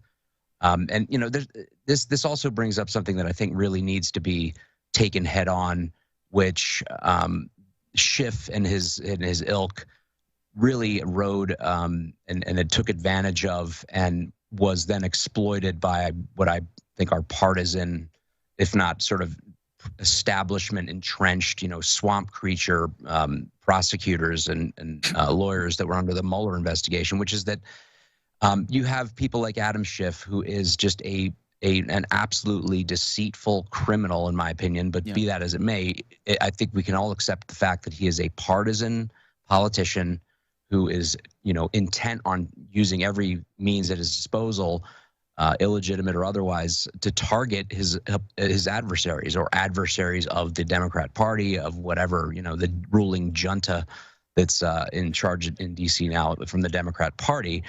And that being said, just because they have taken the majority of the House by a bare slim margin, no less, and can go in and create this ad hoc committee and cloak themselves in the trappings of congressional authority, does not turn them suddenly overnight or in a flash, or because they walk into the committee room, into, quote, congressional investigators.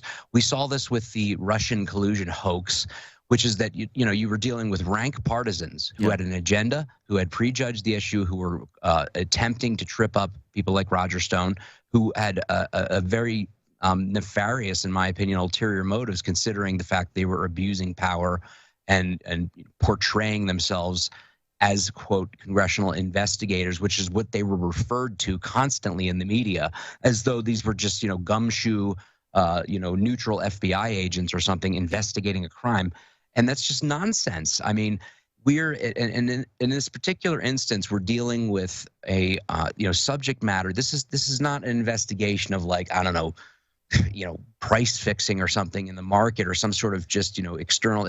These are inherently political issues and political actors, and they are just expressly and obviously targeting the people who are their avowed adversaries and opponents. The bar should be much higher than just, we vote ourselves a committee and start issuing subpoenas and prosecuting people and issuing charges if they don't show up and bare their souls, disgorge their emails and personal and private communications.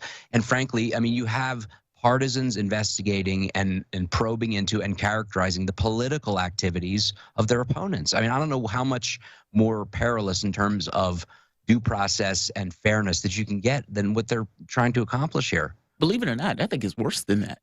I mean, you're mentioning Adam Schiff. I mean, these guys have basically been lying for 4 years in an investigation, which, I mean, you know, not to be hyperbolic, and I don't think saying it's hyperbolic at all, they tried to have a coup against the sitting president, a duly elected president at that. I mean, whatever one wants to think about Donald Trump, and clearly I don't particularly like Trump, by the same token, he was elected.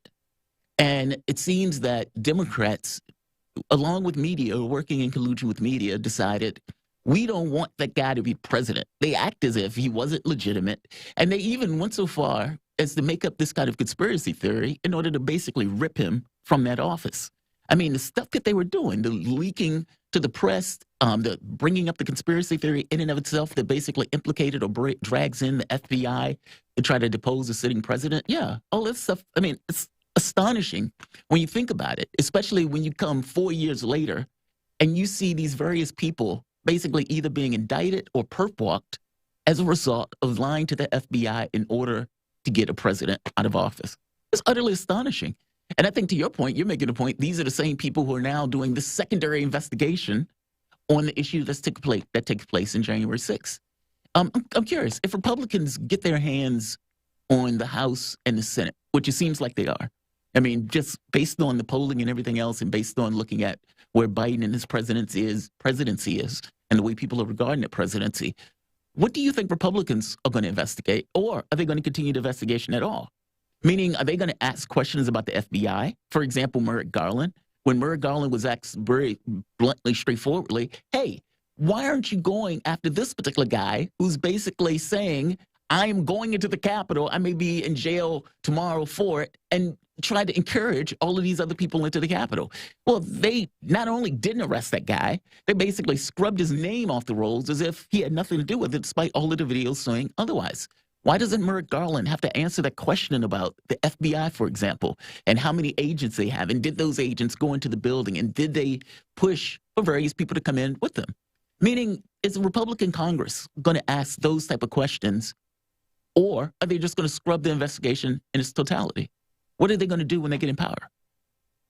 Well, I mean, you know, your guess is as good as mine, but I mean, I believe what they won't do is to mimic the I mean, here's the thing. The Democrats have set it up so that they're running these witch hunts using, you know, abusing the powers of the Congress and, you know, also the Justice Department and all this. And it's really out of control. I mean, it's unprecedented. I mean, it is like they talked about Richard Nixon, you know, who would offhandedly say, you know, send the IRS after them, something like that. And, you know, nobody ever acted on that. It was just him grousing and sort of ventilating behind the scenes.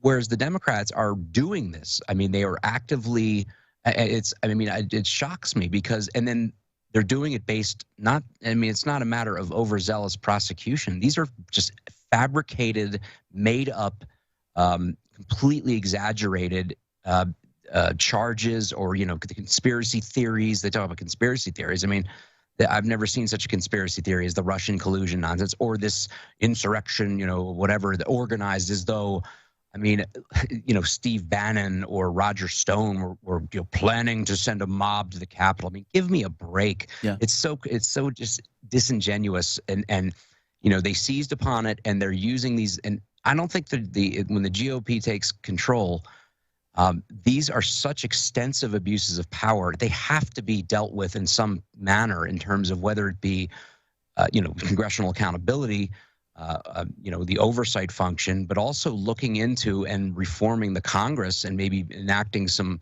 you know, some statutes that would limit the ability of some hyper-partisan, lawless majority in the House or Senate or both houses to simply just promulgate these investigations. Because, you know, what they're doing with these, like, sort of threats of, oh, you'll be charged with contempt of Congress and actually prosecuted for it, like, you know, for the first time in 5 decades or something like that. You know, no one's ever, I mean, they don't push it that far and haven't in the past, because, you know, the congressional the purpose of these committees, it has to be have a legislative purpose. You know, when you have Schiff and these people, they're acting like some sort of hyper or extra constitutional prosecution squad within the legislative branch, and that's not their job. It is not for them to root out crimes and to, you know, try to nail people and try to trip them up or whatever their game is. I mean, as we saw with Roger Stone, for example, you know, playing fast and loose with the rules of the committees, you know, leaking what they choose when they want, and then mischaracterizing it in the public in order to build up, you know, the Twitterazzies, the twatsies, of course, you know, on the left, the mouth breathing mobs are more than willing to jump in and create this, you know, constant drumbeat of, you know, bloodlust after anybody associated. I mean, I already see the comments, you know, lock up Roger Stone and Alex Jones. You know, for what? I mean, do these people, are they so removed from any sense of a civil society and justice that they're just, you know, basically, literally, you know, bloodlusting megalomaniacs, you know, anything to destroy your opponents? And unfortunately, you know, Schiff and his bunch and the Congress, the Democrat Congress, they're so far down this road of just like anything goes against our opponents. I mean, it was focused on Donald Trump primarily. It was like Trump is a special exception. He's so awful that we can break the law and you know, basically violate all ethics and all norms in order to take him down. Yeah. And it doesn't matter because it's some higher purpose. But now they're doing it, you know, going down the line in another presidency with Trump out of office and continuing this. And it has to be arrested because, I mean, Merrick Garland, the fact that not only will they, you know, you look at the possibility of the federal agents and you know, credible evidence and that along with other circumstances of, you know, basically sort of false flag operations, you know, and attempting to sort of bait people and to gin it up, whatever the case. And, you know, and the fact is that not only won't they not answer, but they act like these aren't even legitimate questions. Yeah. And you see this also with, you know, if this committee was looking into every aspect of January 6th, including abuses perpetrated by the Capitol Police, who are either incompetent or out of control, beating people in some cases, you know, going after the wrong people, frankly, in many, there were, you know, peaceful, you know, other than those guys in the front, you know, being directed by Ray Epps, for example, who looked an awful like Antifa with their black clad, you know what, you know, basically you have Ashley Babbitt murdered, as far as I'm concerned. She was given no warning. She was unarmed. This guy just picked up his gun and shot her, and with multiple people behind her, including other Capitol Police officers. Where is the investigation, for example, of Brian Sicknick's? Who was the source for claiming he was bludgeoned to death with a fire extinguisher when he was perfectly fine and died of natural causes? They withheld the autopsy for months on end, and his family was, you know, beside themselves because he was actually a Trump supporter. Yeah. And they used him as some sort of martyr. You know, oh, he was murdered, and he was, you know, and literally just this sort of somber, you know, he's a victim of the insurrectionists, this horrible thing.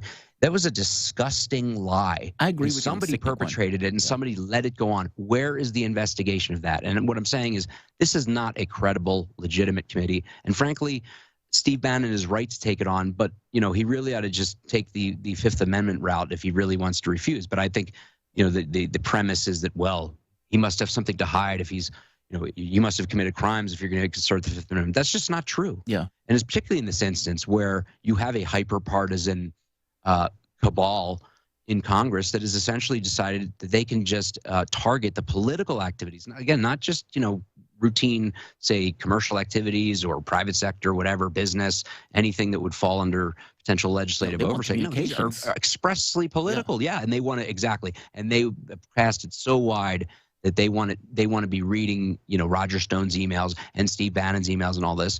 And it's got to be, you know, I hope the courts can at least, you know, take take a wary eye towards the broad net if they are certainly not willing to look at the fact of the partisanship involved and the ultra political nature of it. But we shall see. I mean, if this is in the District Court of D.C., I wouldn't count on much, or the appeals court, which Merrick Garland was the chief judge of in the D.C. district until he was appointed Attorney General. So, you know, this is really a dangerous time because of the precedents that are potentially being set here, where these people are getting away with what they have, on top of the 4 years of that nobody will ever be held accountable for what they did to the country. Like you said, sort of a slow simmer coup d'etat, using Russian collusion, smearing people, fabricating. I mean, the crimes being committed by the Clinton bunch and Schiff and all them, I mean, they are just epic.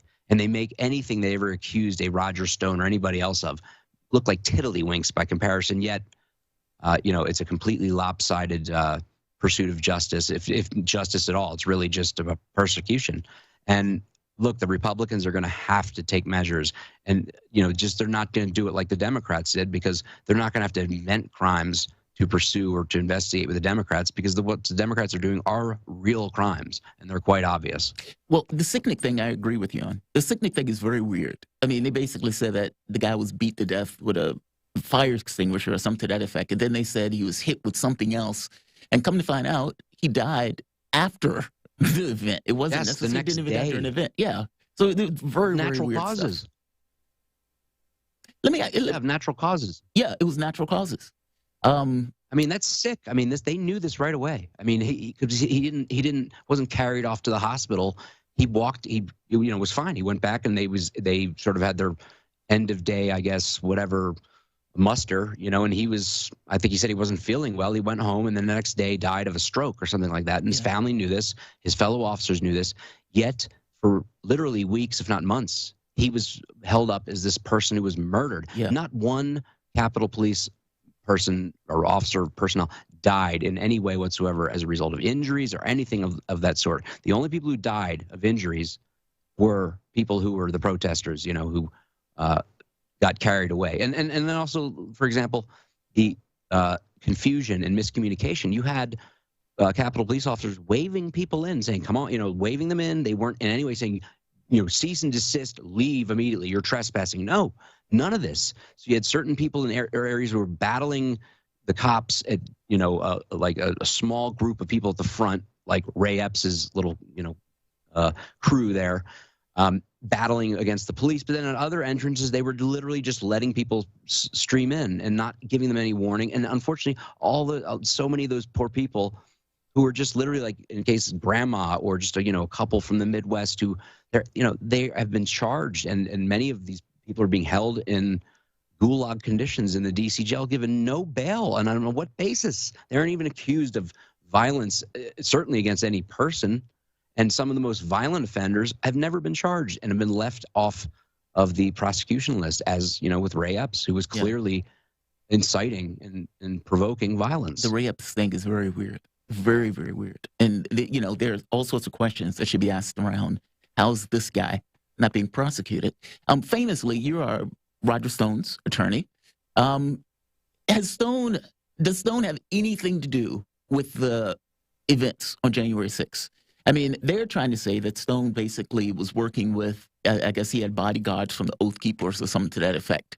But Stone didn't even show up at the January 6th rally, did he? No, well, okay, so he was invited to speak. It's very strange stuff that went on. Look, I can only speak as to what I know of Roger Stone's activities. Right. Roger had been slated to speak on the Ellipse, and then that morning, they couldn't reach, nobody from, Stone or his people could reach any of the numbers of the White House people that they were supposed to be in touch with in order to facilitate his going down and, being part of the remarks. Mm-hmm. Now, that might be Katrina Pearson, with her vicious vindictive, absolutely hates Roger Stone, and was one of the people who ran that entire event. And she's a real piece of work, and I could see her having basically kiboshed anything to do with Stone and just cut him off. So Roger is essentially sort of like, just kind of left out, even of just the main event of Trump speaking. But he was strictly there to speak. And said repeatedly, we do not engage in violence. This is not what we advocate. In fact, we denounce it. And these are peaceful protests, and we will not engage in that because that's not how our democracy works. And, look, just from a tactical perspective, Roger's a savvy guy. And I think anybody who's savvy would know immediately any violence whatsoever, given the scrutiny and the, frankly, hyper what's the word, critical nature of the media towards anybody who's MAGA. You know, like, I'm so sorry, but these people look down at people who are Trump supporters as being sort of yokels and whatever have you, you know, the rubes from flyover country. And like any strategist would know, any violence or any whiff of violence initiated or coming from our people would immediately be blown up into exactly what it is, you know, what they're trying to blow it up into. And it would reflect poorly, and if not horribly, on our, because, you know, if you're frankly rioting and burning and looting and you're on the left, hey, listen, no, that's just protesting. But if you even lift a finger, you know, of aggression, and you're a Trump supporter, insurrection, you know, hang these people are violent, you know, looking at militants trying to overthrow the government and all this, you know. So look, I mean, who would advocate that? And if they were, why would you be so obvious about it? You know, you're going to show up in D.C. and make speeches and then launch a mob against the Capitol, try to overthrow the government. Give me a break. It's just it's so absurd on its face. It's kind of like I said with the whole Russian collusion thing. Yeah, Roger Stone's doing, you know, espionage with the Russians on Twitter. Yeah. I mean, it's just, you know, but the media is so uncritical and so propagandized at this point that we don't get hard questions, or frankly, just the incredulity that these ridiculous partisan fabrications deserve. I mean, to be fair, there was people fighting cops. There were people raiding the Capitol. I guess the question becomes, did Stone have anything to do with it? And I think your point is, no. That wasn't something that he was planning. Absolutely not. And even if he is, look, they're trying to, it's guilt by association of the worst sort. These Oath Keepers, even the Oath Keepers that were guarding him, and he didn't know these people. Yeah. They were assigned to him because because he's gotten so many threats and vile, vicious attacks, frankly. I mean, I've sat with him at dinner tables where people come up and curse him out, and literally it almost gets, you know, I've had to stand and say, excuse me, you need to back off, and, you know, this is vicious and disgusting behavior, vile behavior. And look, whatever you think of Roger Stone, I mean, come on, please, this is just, it's foul. A man sitting here privately trying to eat a dinner. Anyway, it was his family there in some cases. Yeah. And so, you know, he's had to have security, and the Oath Keepers were, you know, these were people who stepped up to do it. These guys apparently on his contingent, I guess there was, you know, they've heard there was something going down, and they went around to the east side, east front of the Capitol, not where all the craziness was going on. I guess there was probably so much of a throng there. It was like if you were late to the party, you couldn't even get near it. And like, I remember one of them was basically just sort of cursing out some of the Capitol police officers, saying, you know, you're defending this, and no way committed any act of violence or aggression or attempted to, you know, breach or enter. Just simply yelling at them and saying, you know, you guys need to decide whose side you're on, that kind of thing. And I'm sure many of them were charged, but Roger Stone is not responsible for them. If anything, I mean, they left him. He was basically stuck in the hotel, cooling his jets. And of course, because people like Roger, you know, and others were stuck in the hotel and not doing anything, you know, like sort of shut out. Certain people were shut out of the event, as I mentioned on the ellipse.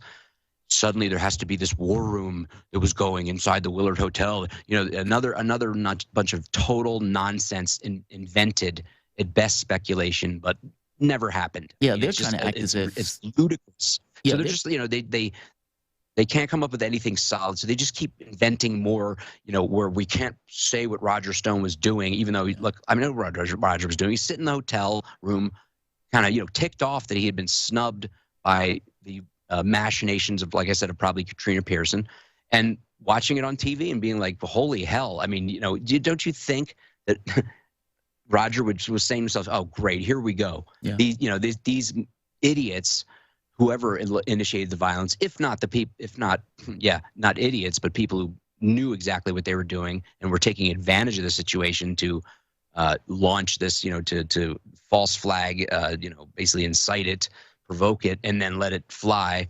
And then, you know, that's all they needed was a little bit of craziness and riotous behavior to blow it up into what they have. And, you know, Roger immediately said, this is ridiculous. Olive, you know, expressly said, no, do not, whatever you do not lift your hands in violence. And same thing with Alex Jones. Jones was up in the Capitol trying to literally bullhorn them and say, do not do this. Do not fall into this trap. Do not get violent. Do not be sucked into this. And yet they claim that, oh, he led them to the, you know. Yeah, that's the accusation. The Democrats' that all of these guys were working together, and that they were, I guess, somehow in the brain trust making decisions on this. Is Stone going to is he going to plead the fifth in this? Because I agree with you. It seems weird that look, I guess for Bannon's sake, Bannon is pretty media savvy. And so he's one of those types that he can basically defend himself pretty well. He has a media platform and everything else around him to do so. Stone doesn't have anything like that. At least here's not that the I'm aware thing of. is, well, no, he doesn't. I mean, and he said that's why, I commend his, I mean, he had to be a one-man,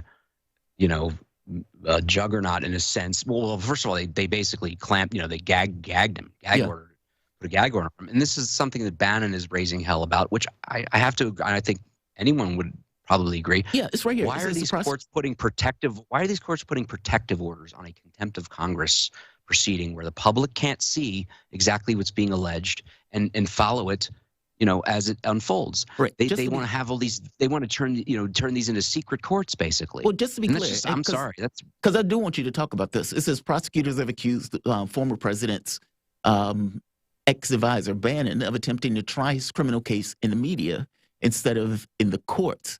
And they're basically, it says the prosecutors asked the judge to limit what Bannon can release publicly throughout the case.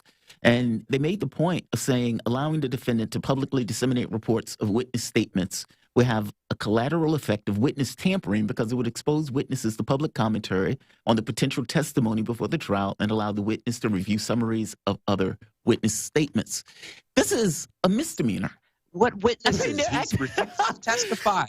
I mean, and also let's remind ourselves, this was the Roger Stone thing. Roger might taint the jury pool. Oh, you mean the 96% Democrat, if not hard left population in Washington, D.C.? I mean, give me a break. Like he was lucky to get literally he had a 1 in 90 chance of getting a single Republican or anybody even close to that onto his jury. And it's, this is where these judges and these people, the notion that, first of all, if it was in the media, it certainly wouldn't be favorable to Steve Bannon. I can tell you that. I don't think of anybody in D.C. who's listening. I mean, these are NPR, MSNBC listeners at best. Also, what witnesses? So it's just like these judges, on one hand, want to take notice of the political conditions as though, the media. This is what the judge did in Stone's case. She just sort of decided for herself based on there was no survey, there was no study, nothing. I think this could, taint the jury pool. It's like, and just arbitrarily decides to gag him and then put everything under protective order to, turn it into basically a secret trial unless you sat in the courtroom, which is just, that just, again, reveals the intent involved here that has nothing to do with justice. What's getting me is what witnesses are they calling at a contempt hearing? I mean, that just seems so weird to me. Also, what is the issue? I mean, it's almost as if they were like, we want Bannon to shut up so we can basically smear and say whatever we want to say about Bannon without him being able to respond. That's right. Did it to Roger Stone. And they're trying to run the same game plan they did throughout the Russian collusion nonsense. They're trying to do the same thing. Suck these people in, force them to testify.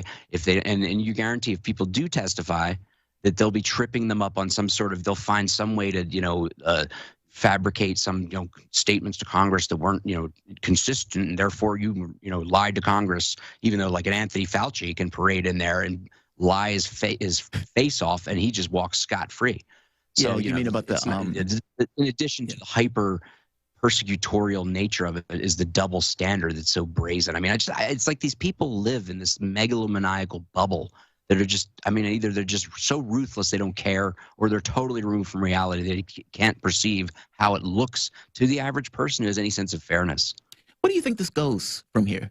I mean, it seems that they are pushing. Look, I guess I have two minds of this.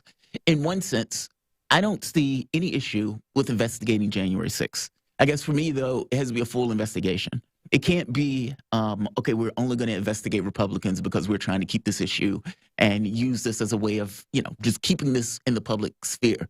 No, it should be across the board. It should be, we're going into why Merrick Garland is not going after Epps. We're going into why or what, the FBI's role in all of this, in addition to bringing in various people to figure out how this started and everything else. But to your point, it does seem like this is basically, who is working with Donald Trump and what can we get on these people, whether or not they have anything to tie any of these people to the events at all.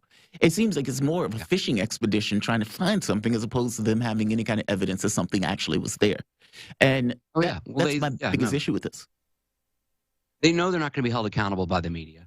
So, they just get away with it. And it's like, again, if it's like a child that's just run amok. If they're not disciplined, they're not held in check, they're going to continue to do this. And it's like this behavior is not being checked because we don't have, they seized the Congress by barely a few seats and have just run hog wild with this whole, government by witch hunt, whether it be as persecution of your opponents or adversaries, or it be, simply just trying to distract from the terrible policies that are, wrecking the economy, and causing grief for the average person. And it's like the Democrats, I don't think they realize that. I guess they don't have any other playbook because they certainly don't have anything to offer the public in terms of policies that are favorable. They used to talk about being for working people, but give me a break. I'm talking about the main Democrat, the establishment fascist Democrat Party as we know it now. I'm sure there are plenty of people on the left who are earnest, ideological, believe in labor and protection of people who are laborers and the underdog, the little guy, but they certainly aren't running the Democrat Party, which has become a corporate fascist juggernaut of greed and corruption, capped off by this empty suit who was my senator for almost 4 decades in Delaware. Biden. Was just a complete Biden. That's right. shill. That's right. Biden was just Let me ask you this. What do you think is going to go on with that? Biden's approval rating has hit just obscene. It's down to like 30-something% in some polls, 42% in other polls. Even when these guys are asking basically, would you prefer a Democrat or Republican on a particular issue? The Republicans, oddly enough, have basically ran the table on many of these issues, with the exception of something like COVID. When you want immigration, it's like a double-digit lead. You have Democrats losing double-digit losses in regards to African Americans, Hispanics, et cetera. Meaning look at the retirements. They're losing constituencies. Eddie Bernice Johnson. Who else is a bunch of like the old guard of these, the ones who are frankly the worst demagogues and good riddance are announcing their retirement. They see they're the most partisan and militant of all, yet they're retiring because they see the writing on the wall. I guess from your take, why? Why? Is it just that it didn't seem like Biden could get anything done? Is it just it seemed like Biden looked like he was weak and barely able to, accentuate or effectuate any of the policies that he said he was going to do? Is it because he basically said, I'm going to do X, and then he gets in office and doesn't do X? Like, from your standpoint or from your point of view in regards to looking at politics, why has he failed this miserably, at the very least in regards to public perception? But, I'm just curious on your take on it. First of all, I don't believe he was legitimately elected. I believe there was, look, it may not have been outright vote theft or, fraud per se, but they changed, by executive orders in some of these states, circumvented the legislatures in order to change the voting laws, which is, you can't do that. That's unconstitutional. It's basically the Constitution says the legislature shall set the terms for voting within the states. And you had governors issuing orders where we can have, mail-in ballots and we can do all this like fast and loose kind of stuff. Well, it open the door, frankly. COVID. They were basically trying to find a way of dealing with the polling and everything. The election during the time of COVID, during the pandemic. It just seems awful convenient. It all comes together to basically push a completely bogus, inept, frankly, not up to the job. And the reason you say, Biden is tanking because he was never fit to be president. And I always thought, thank God the system will never let this guy ascend. He'd always was spit out of the bottom of the Democratic primary field whenever he tried to get out there and, basically do his usual demagogue, blowhard song and dance routine, sort of like narcissistic megalomaniac. Do you know who I am? And basically he's not up to the job, number one. Number two, and like it or not, Trump did keep the economy on track, and there were good things happening economically.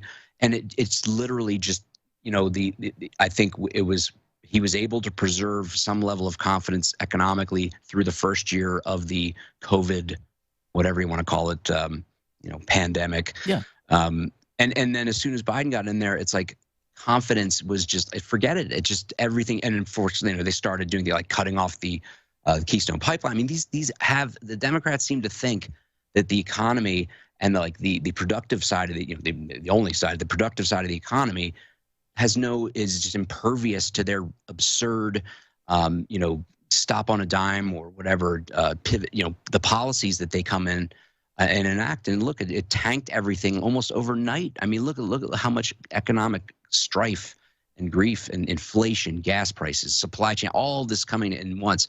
And it goes to show you that, much of economic confidence has to do with perception. You look at when Trump got in, as soon as he was in office, bam, the economy took off. And that's because people were like, hey, listen, finally I can let loose a little bit of capital and take some risks and make some investments. I'm not going to have the government, there to rip me off or whatever. I mean, to otherwise. What are you talking about? During the pandemic, Trump shut the economy down.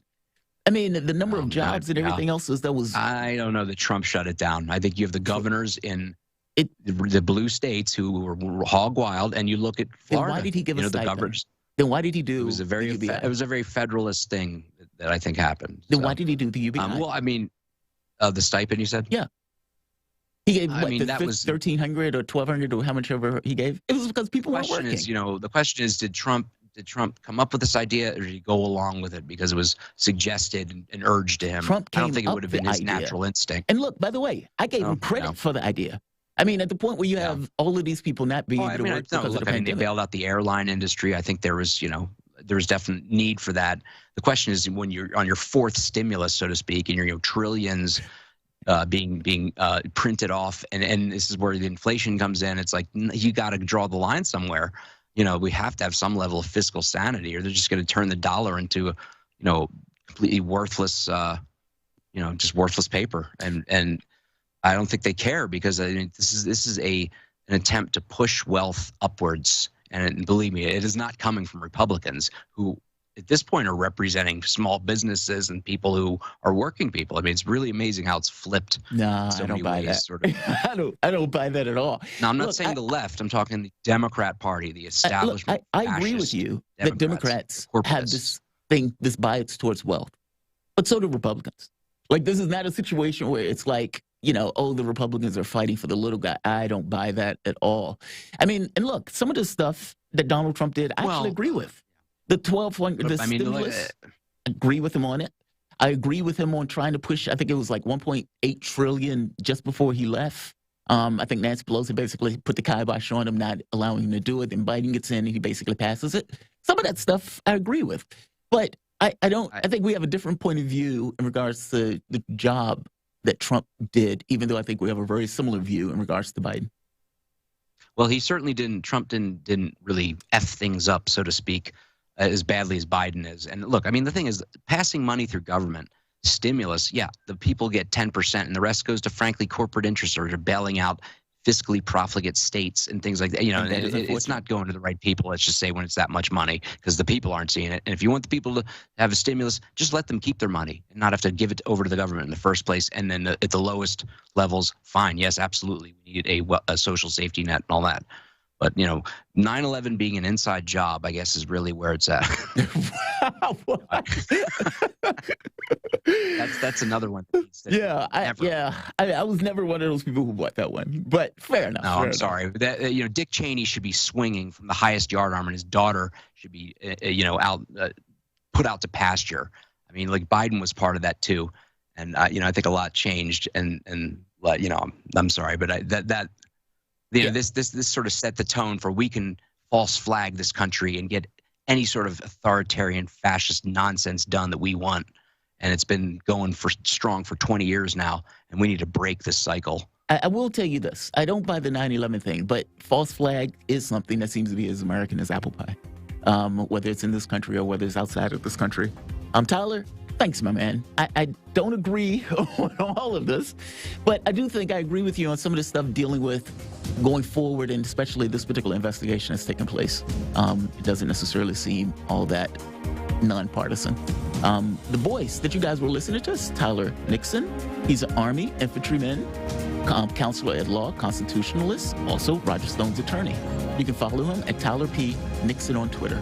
You guys are listening to Fault Lines with Thomas and Stranahan. Back in a moment.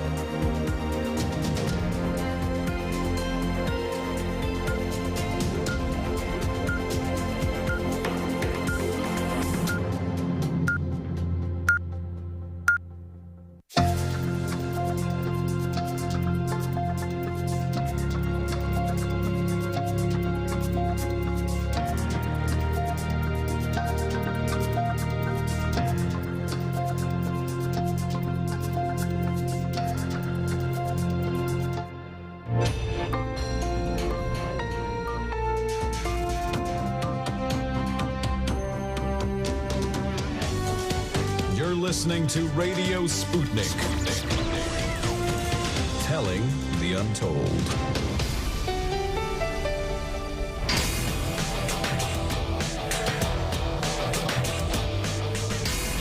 Fault Lines. Live from the divided states of America, precipitously perched at the edge of this resilient and exploited globe. Welcome to your context lens for the American perspective. In the left corner, I'm your ever-vigilant, your indefatigable political analyst, Jamarl Thomas, and that would mean you're listening to Fault Lines with Thomas and Stranahan. All right, Shane is not necessarily feeling all that well today. Hopefully, he'll be doing better soon. But nevertheless, let's get into the headlines in the news. Yesterday, in the United States, there were 216,312 new COVID cases reported, along with 1,876 new deaths. Over the past week, there's been an average of 83,365 cases per day, an increase of 3% from the average 2 weeks earlier.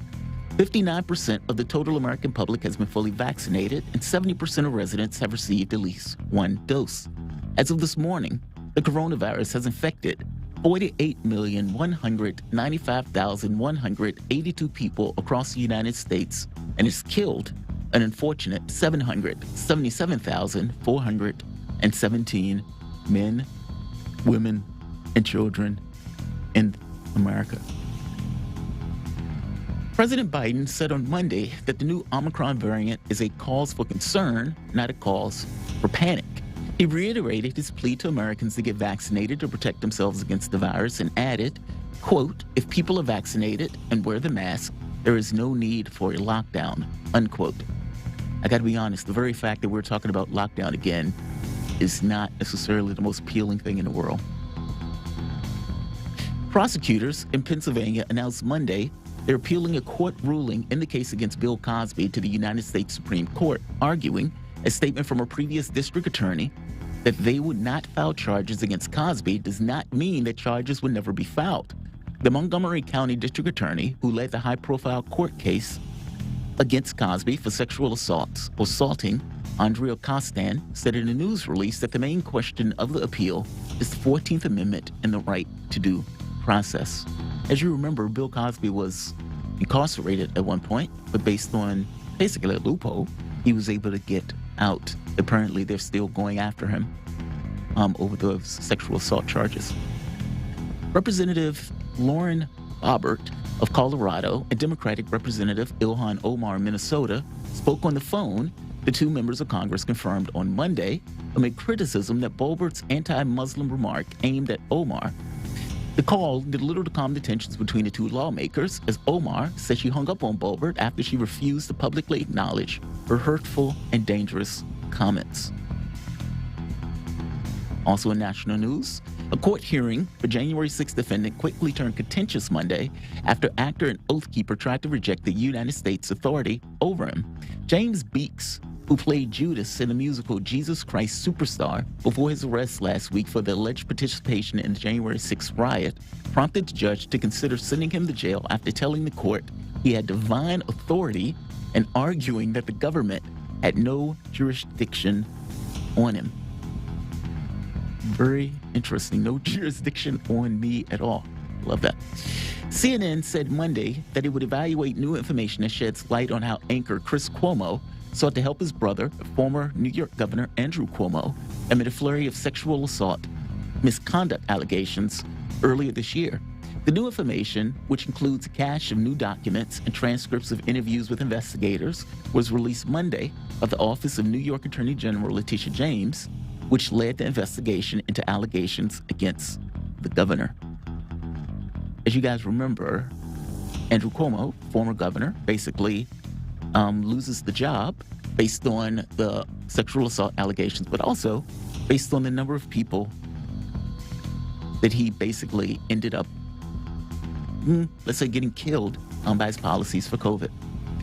Greatly unfortunate, but it comes across as if his brother, Chris Cuomo, had more to do with his case than Chris Cuomo initially admitted to. In international news, Barbados has officially removed Queen Elizabeth II as its head of state and becomes the world's newest republic. Dame Sandra Mason was sworn in as president in an overnight ceremony attended by the Prince of Wales and Rihanna. The new era for Barbados ends Britain's centuries of influence, including more than 200 years when the island was a hub for the transatlantic slave trade.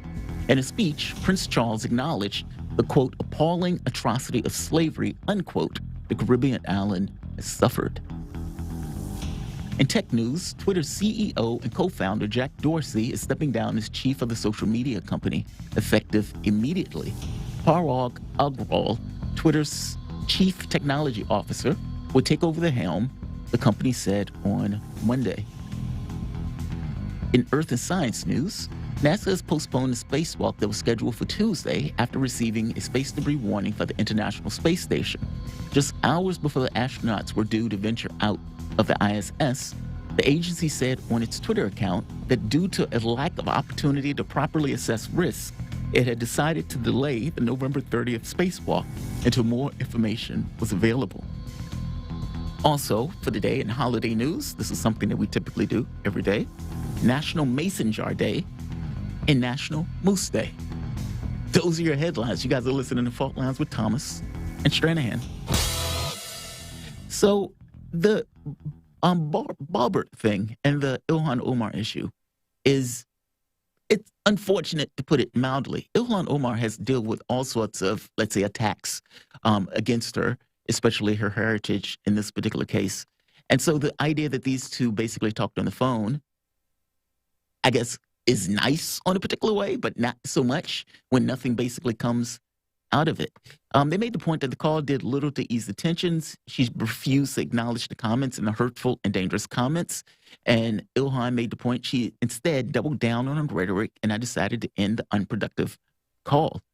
In posts, Bolbert said she spoke to Omar, and she told her, I have reflected on my previous comments. Now, as a strong Christian woman who values faith deeply, I never want anything I say offend someone's religion.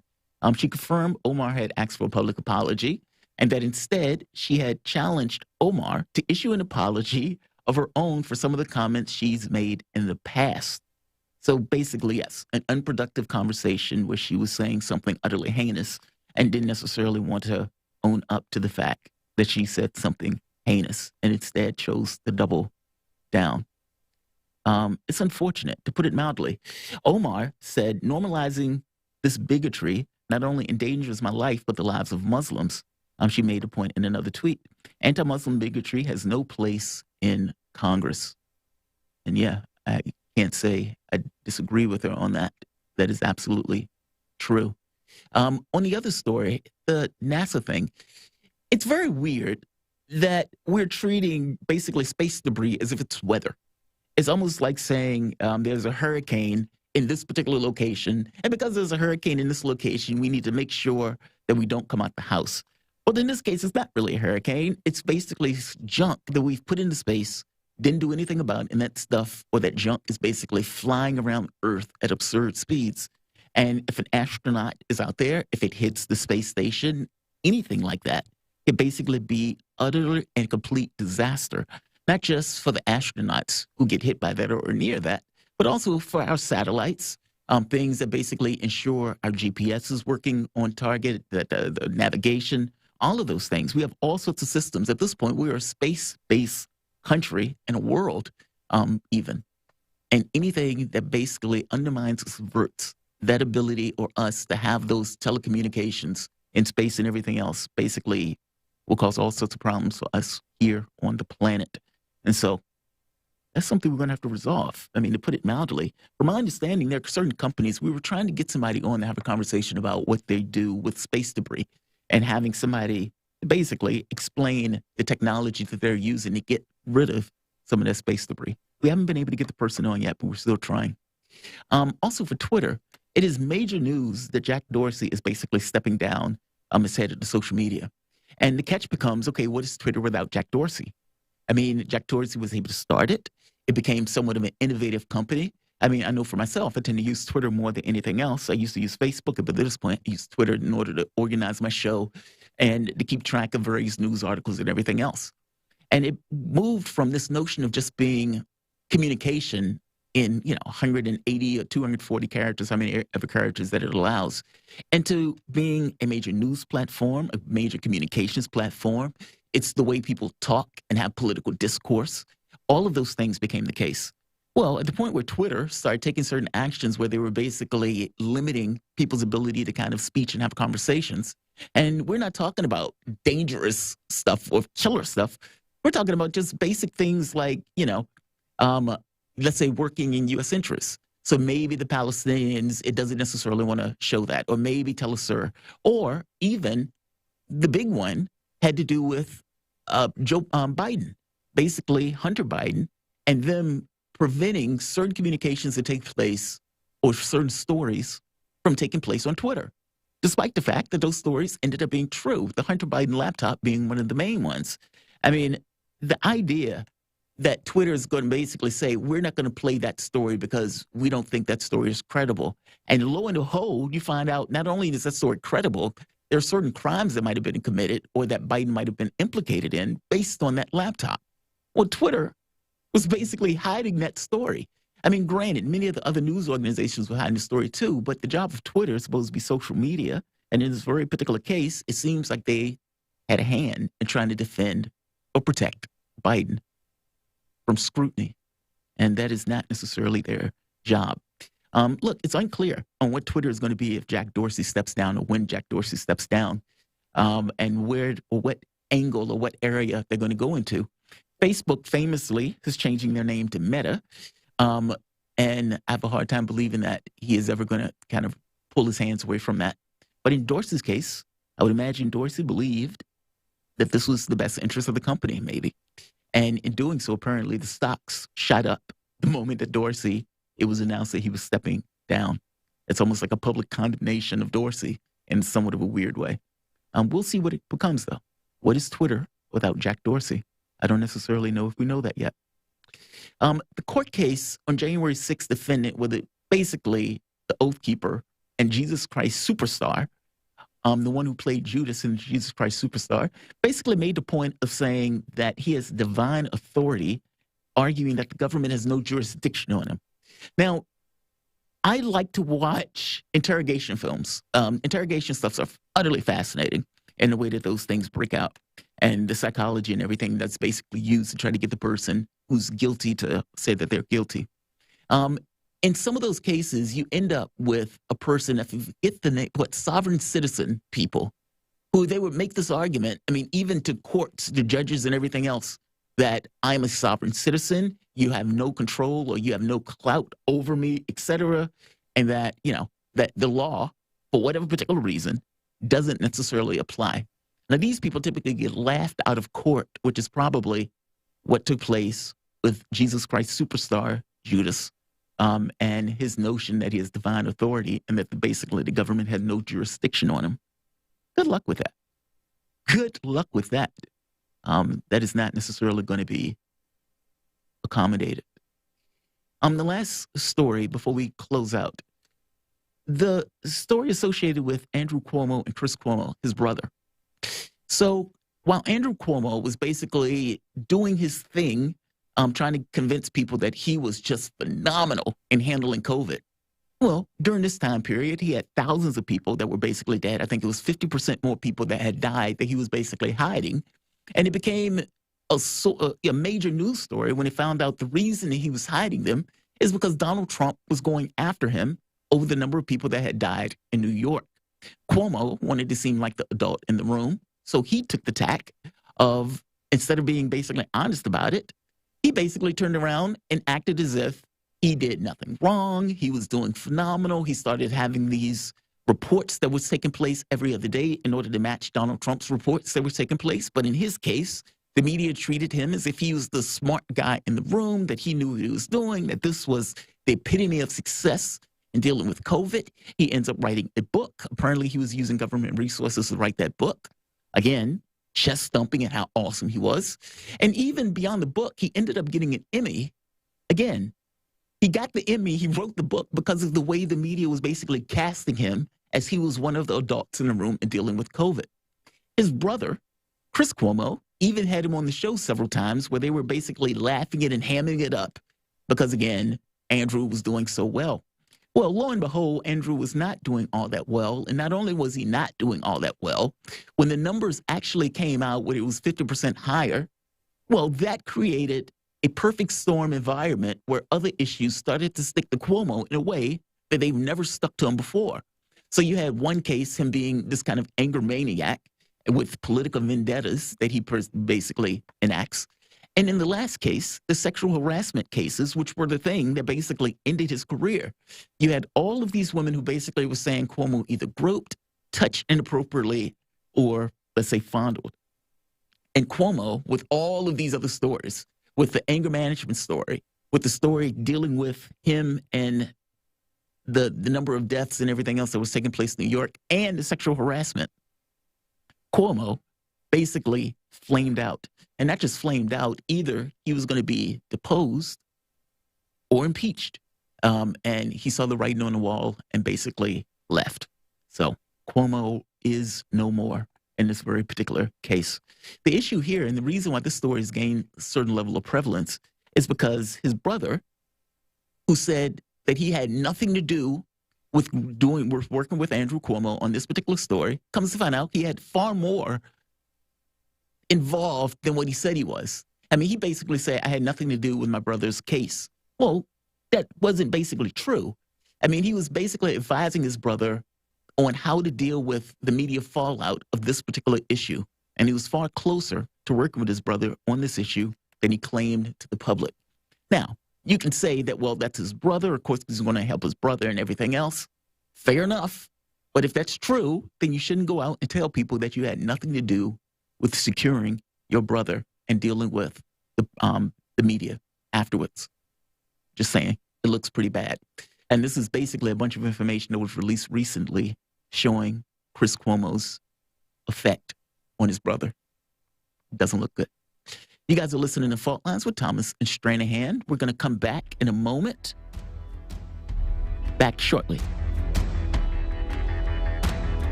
Fault Lines. 24 hours a day, 7 days a week. We give you the most essential information out there.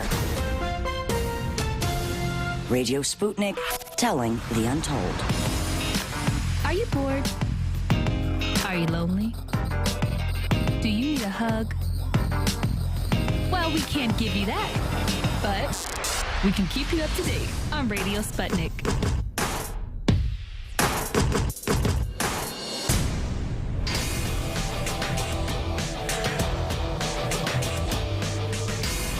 Fault Lines. Welcome back to Fault Lines on Radio Sputnik. My name is Jamarl Thomas. I'm joined with my co-host, Shane Stranahan, coming to you live out of our station in Washington, D.C. If you guys find yourself in the D.C. area, you can always catch us on radio at 105.5 FM and 1390 AM. We're also in Kansas City at 102.9 FM and 104.7 FM. If you guys are digging what Shane and I are putting down, whatever platform you're consuming this content on, give us a like and share that audio or video. If you want to join in on the conversation, you can do so with a chat, a tweet, and of course, you can reach us by phone at 202-521-1320. That is 202-521-1320. Your engagement helps makes this show what it is, so definitely don't be shy. So we have an election that has recently taken place in Honduras, and Honduras is one of those interesting countries.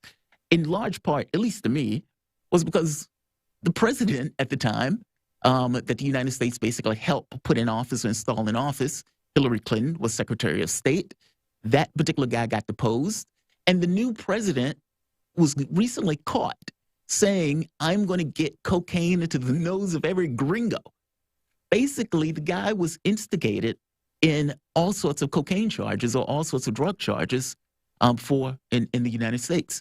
So the notion that they're basically changing over and you're getting this kind of new government, what is Honduras going forward? And what were the results of the election? To have a conversation about this, we're joined with Wyatt Reed. Wyatt Reed is a writer, reporter, political analyst, and he was basically in Honduras covering the election. Wyatt, how's it going, my man? How you doing this morning? I'm good. How about yourself, Jamarl? So far, so good. Not too bad. So explain what took place in the election in Honduras. I mean, who was the winner for the election? And I guess what was, the feeling on the ground while you were there as this was taking place? Yeah, absolutely. Well, I should note I still technically am here in Tegucigalpa. So what we've witnessed so far is what appears to be a pretty much unbeatable advantage by the leftist candidate Xiomara Castro over Tito Nasrodi, the National Party candidate, who would be kind of considered the handpicked successor to Juan Orlando Hernandez, you mentioned. What we currently have is a situation where, with about 51% of the vote, Xiomara Castro has a massive lead, about 53% of the vote going to her versus 33% to that National Party candidate. I will say, though, that the one kind of curious thing now is that the official count being issued by the National Electoral Council has not been updated in over 24 hours, which is giving rise to some suggestions that there may be something kind of nefarious taking place behind the scenes. I simply, have nothing really to nothing concrete that I can report as to why that may be the case. In terms of what this election looked like, well, there were some pretty clear efforts to interfere, to suppress the vote of the Libre Party and the Liberal Party by the National Party. Yeah. I myself witnessed some extremely egregious efforts. One in particular at the Republic of Panama School in the Colonia Buenos Aires district here in Tegucigalpa.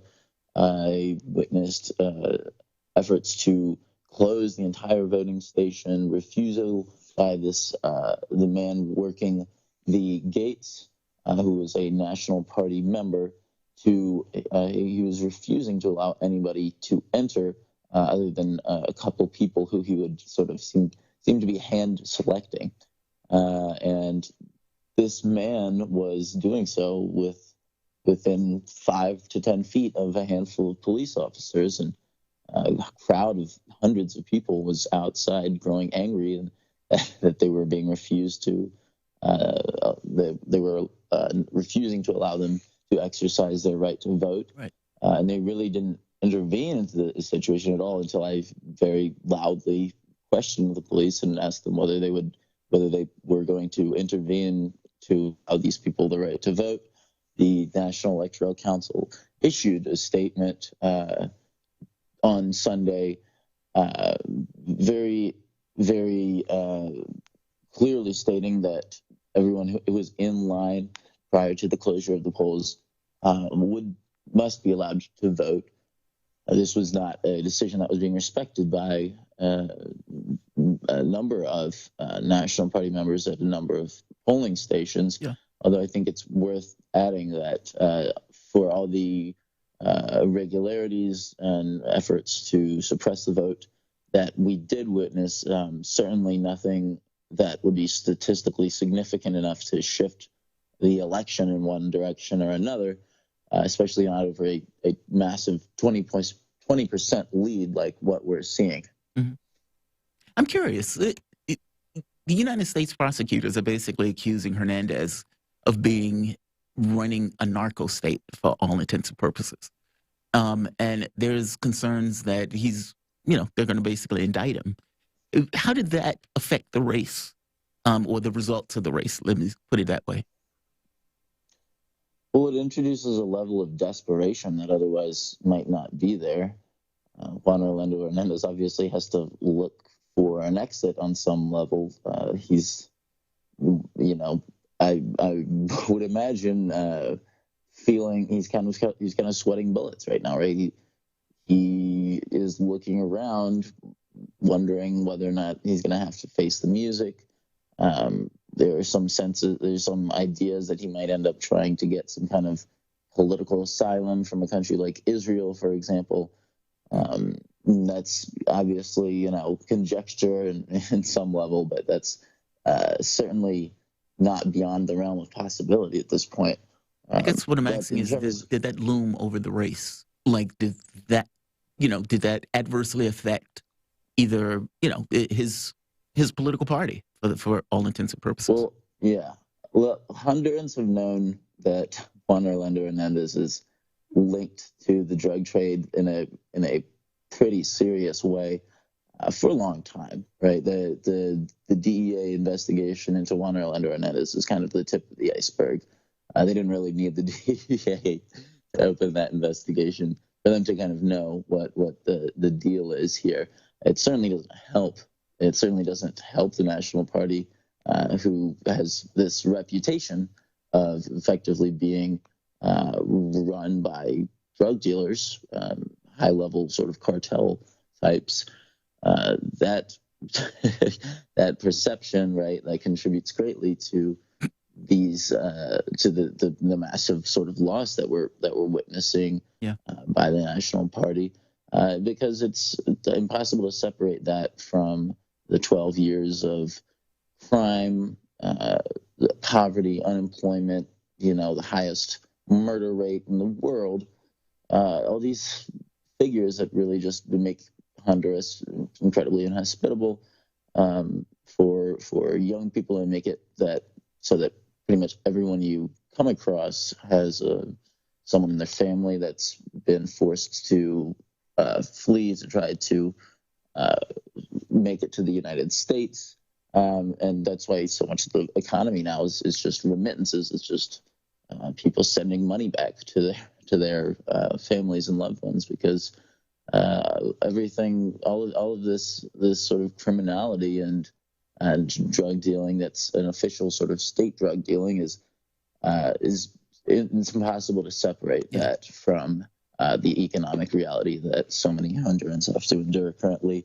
And it's very clear that it's a big part of the reason for sure that Xiomara Castro will, barring any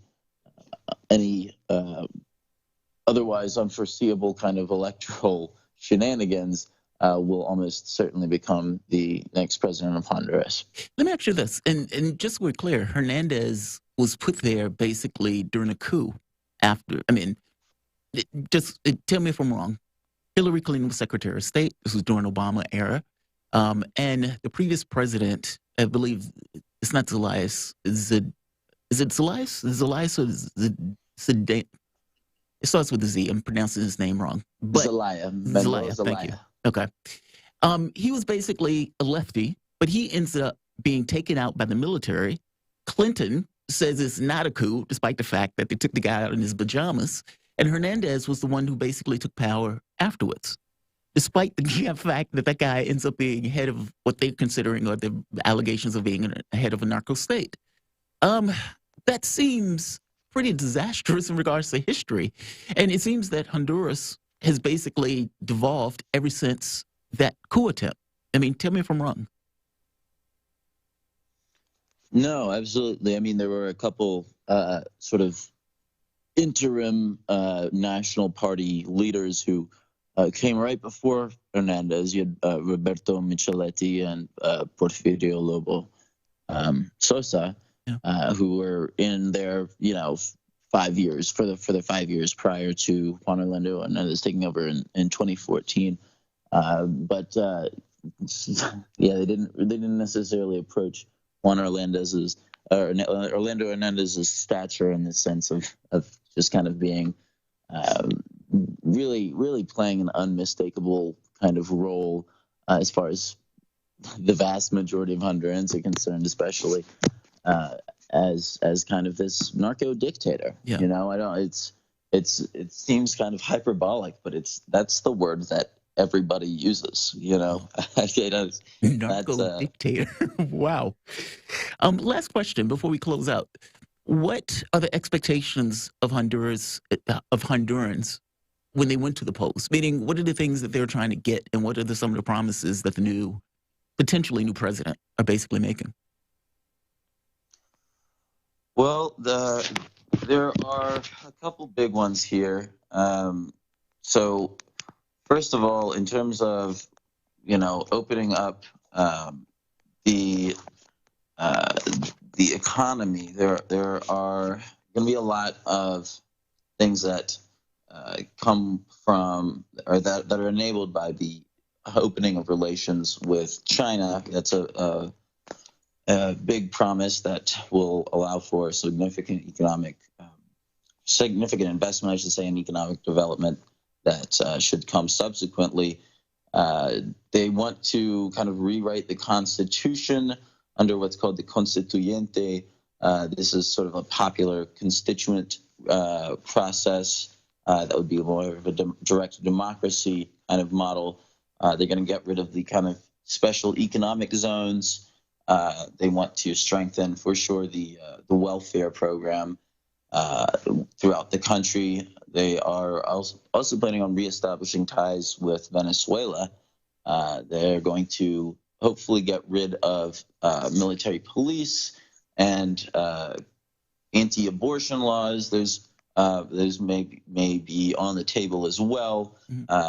Corruption laws, really an end kind of to the impunity that the National Party has enjoyed, the narco traffickers have enjoyed, the wealthy elite has enjoyed. Justice. This is what she was talking about in her victory speech Sunday night. Basically, end to the status quo of 12 years of death and destruction by narco politics and neoliberalism. Well, man, that's fascinating. And look, it seems like they're turning a new page. And it seems to be positive. I mean, we're going to keep an eye on it. But Wyatt, thank you, my man. I really appreciate this. Wyatt Reed is the voice that you guys are listening to. Wyatt Reed is a analyst for the channel. He was actually there in Bolivia covering the election. He's a writer, reporter, and a political analyst. You can follow Wyatt on Twitter at WyattReed13, and you can read his articles at SputnikNews.com. You guys are listening to Fault Lines with Thomas and Stranahan. We'll be back in a moment with Kariaku. Utterly fascinating subject. Back shortly.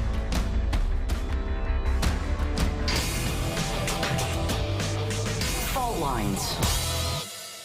Tough questions are the most powerful weapon we have. As long as you have questions, we'll keep asking.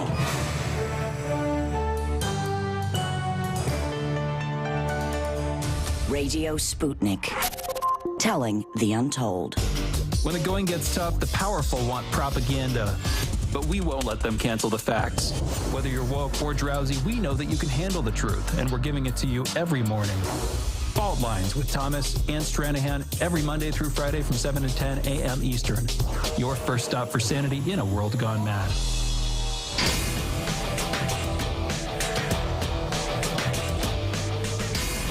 Fault Lines.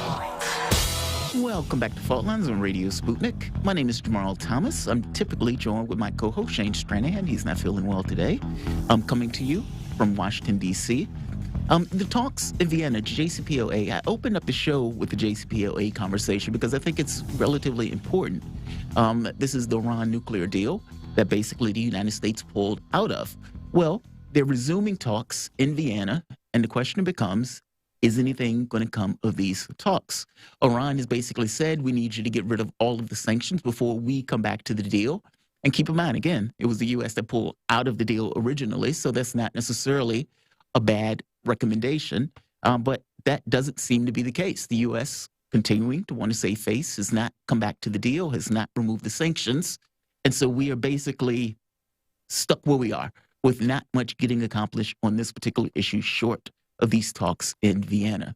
Downward conversation on the JCPOA currently, what would need to take place in order to get the JCPOA over the finish line currently, and basically what took place in order to get it passed, especially in the context of Iran and basically the moderates that were able to make this deal to get the JCPOA over the finish line. We're joined with John Kiriakou. John Kiriakou is a former CIA officer, co-host of The Backstory on Radio Sputnik, and author of books including The CIA Insider's Guide to the Iran Crisis and The Reluctant Spy. John, thank you for joining me, man. How you doing this morning? Hey, doing well, thanks, Jamarl. How are you? So far, so good. Not too bad this morning. Good. I am fascinated by the story, and I'm fascinated by the story on a few counts. You basically had a situation where Ahmadinejad loses and the moderates come in. As the moderates are in, a deal is made with the Obama administration for the JCPOA. This was back in 2015. And for sanctions relief, this notion of trying to get their economy back up and running and everything else, Iran made certain agreements. Some of these were pretty egregious agreements, but they made those agreements nonetheless. And they stuck to the agreement, at least by all measure of all of the other signatories, China, France, Russia, Germany, et cetera. They stuck to the deal. Trump gets in office and shoots the deal in the face and pulls out of the deal, continuously saying, I'm going to redo the deal, I'm going to redo the deal, when there's really no leeway for that, considering of what the moderates had to give in order to get the deal in the first place.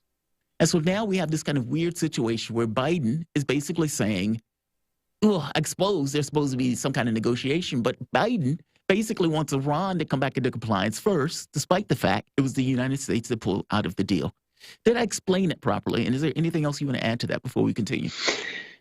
Oh, I think you've hit it on the head. You know, one thing that most Americans don't understand, or at least most Americans who are opposed to the JCPOA, is that as unpopular as the JCPOA was with Republicans here in the United States, that's how unpopular it was in Iran with hardliners. Right. So the fact that the two sides were able to come up with any kind of agreement was really miraculous and tenuous at the same time. Yeah. The fact that we pulled out, or to use your more apt description, shot the agreement in the face, which is really what happened.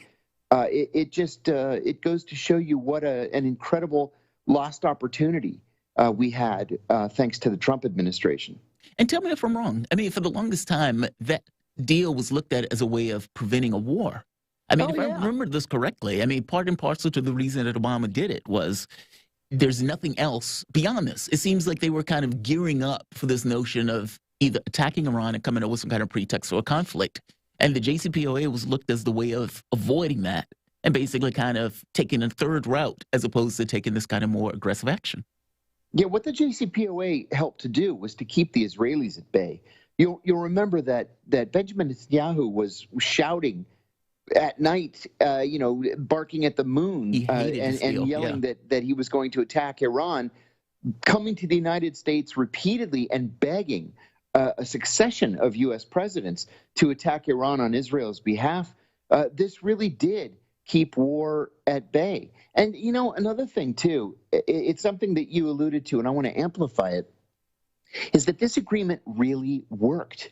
It was exactly the same agreement that the United Nations came to with Iraq during the sanctions regime, where there were lead seals placed on all of Iran's nuclear facilities. There were live-time video cameras installed at all of these facilities. There were UN weapons inspectors and American weapons inspectors monitoring the facilities. This agreement really did work. There was no reason to pull out of it. So Trump pulled out of this purely for politics. Oh, yeah, this was all ideological. Wow. That is so aggravating. I mean, when you think about it. One other thing, too. I was looking at thehill.com this morning, and they had an interview with John Helgerson. John was a 40-year CIA veteran. He was the deputy director of the CIA for intelligence. He was the inspector general. He had every major job at the CIA for 40 years. And he was talking to the Hill yesterday about Trump foreign policy and Trump intelligence briefings. And he said that he would go into the Oval Office to brief Trump for an hour on intelligence that had taken place overnight.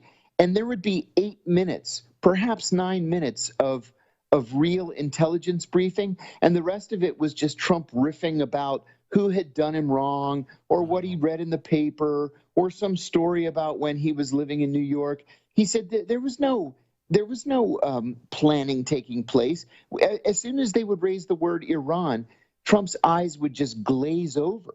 He had these old school hawkish views on Iran. Well, they took our hostages. We have to attack.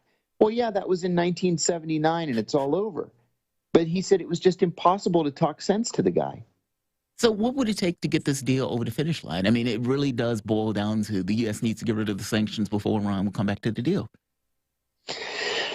You know, I'm not sure the deal's possible anymore for a couple of reasons. One, the Iranians just simply can't trust us. Right. They read the same polls that we read. Joe Biden's disapproval rating as of this morning is 57%. It's 57-41. If the election were held, today, it would be a bloodbath, and Joe Biden wouldn't come close to winning. So what does that mean? Does that mean Trump's going to be president again? Does it mean DeSantis is going to be president? He's Trump light. So the Iranians don't really want to engage in these very difficult negotiations if we're just going to change presidents again and throw the deal out the window. Yeah, because it requires political clout on some level. It does. Of the president you're dealing with. Yeah. And they remember that in 2015, Barack Obama couldn't get the deal through the Senate as a treaty. And so it had to be passed as a resolution, which there was no political precedent for. So the Iranians read the papers just like we do, and they just simply don't trust us to do the right thing. Another thing that the Iranians are watching is what happened with U.S. relations with Cuba. At the same time that the Obama administration was improving relations with Iran, it was improving relations with Cuba. Right. And as soon as Donald Trump became president, he cut off diplomatic relations with Cuba. Well, Joe Biden's been president for a year, and Tony Blinken, who helped to negotiate that deal with Cuba, is Secretary of State, and we still don't have diplomatic relations with Cuba. Yeah. So now the Iranians are saying to themselves, well, geez, this Cuba thing was Biden's idea. We can't trust him to reopen relations with Cuba. Why would we trust him to reopen relations with Iran? Also, I guess you have this other issue for the moderates too, right? I mean, it was the moderates that were basically burned in that deal. They were burned. Yeah. I mean, because, it took a heavy lift. Like you said, this was not necessarily popular with the hardliners in Iran, but they still were able to get it through with this notion of, tax relief and everything else. I'm sorry, sanctions relief. Sanctions relief. Basically trying to help their economy. And so you have this situation where Trump gets in, kills it immediately. And the moderates who basically put their credibility on the line in order to get this deal passed, basically ended all credibility associated with that deal, meaning they couldn't change that deal even if they wanted to change that deal. And so now the hardliners have basically come back into fruition. They don't like the deal in and of itself. And then you have this secondary thing added that they saw how the moderates were wiped out after doing this. And so it's like, so what are we going to do now? We're going to put our fate, our political fate, in the hands of untrustworthy actors in the U.S. that basically burned the previous guys who made the deal. Yeah, and you have to think of another thing, too. First of all, you're exactly right in that analysis. Secondly, when Trump pulled out of the Jcpoa, he demanded that all of our allies pull out of the Jcpoa as well, and he threatened sanctions on our allies. And I'm talking about the UK, Germany, France, Japan. And all of them just gave Trump the middle finger and said, we're sticking with the deal. Yeah. If you want to pull out, pull out. we're sticking with the deal. So the Iranians have trade relations with those countries, even if they don't have full diplomatic relations with all of them. So they don't really need us anymore. We promised them all different kinds of things. Sign the JCPOA, we come to this agreement, we're going to start lifting sanctions, we're going to trade with Iran. Well, you know what? We didn't lift sanctions. And for a very brief period, Americans could buy Iranian carpets and Iranian pistachios. And that was it. So it's not like they got anything out of this deal. Now, with our European allies who were signatories to the JCPOA, the Iranians are trading oil, they're trading gas, they're trading textiles. They have real trade relationships. So they don't need us in this. Well, I think one of the problems, though, and I guess one of the things that annoyed me was, and it annoyed me like that's the thing of issue here. But you had all of the other countries that were basically signatories that were supposed to protect Iran in this. I mean, the United States was the one that basically pulled out and broke the deal. Iran stayed with the deal for a year afterwards. I mean, literally stuck to the letter of the deal going out for a year. And the expectation was that Germany, France, Russia, Iran, et cetera, basically the countries and the countries of Europe were supposed to basically protect Iran in this. I mean, the thought being that if the U.S. is going to put back in sanctions, well, the other countries and the signatories were supposed to have some level of protecting Iran from those sanctions. That didn't seem to take place. And it didn't seem to take place just for the basic reason of the heft of the United States. That at the point where we were putting all of these sanctions in, many of those other companies in Europe were scared of doing business because they didn't necessarily want to take the hit for sanctions from the United States.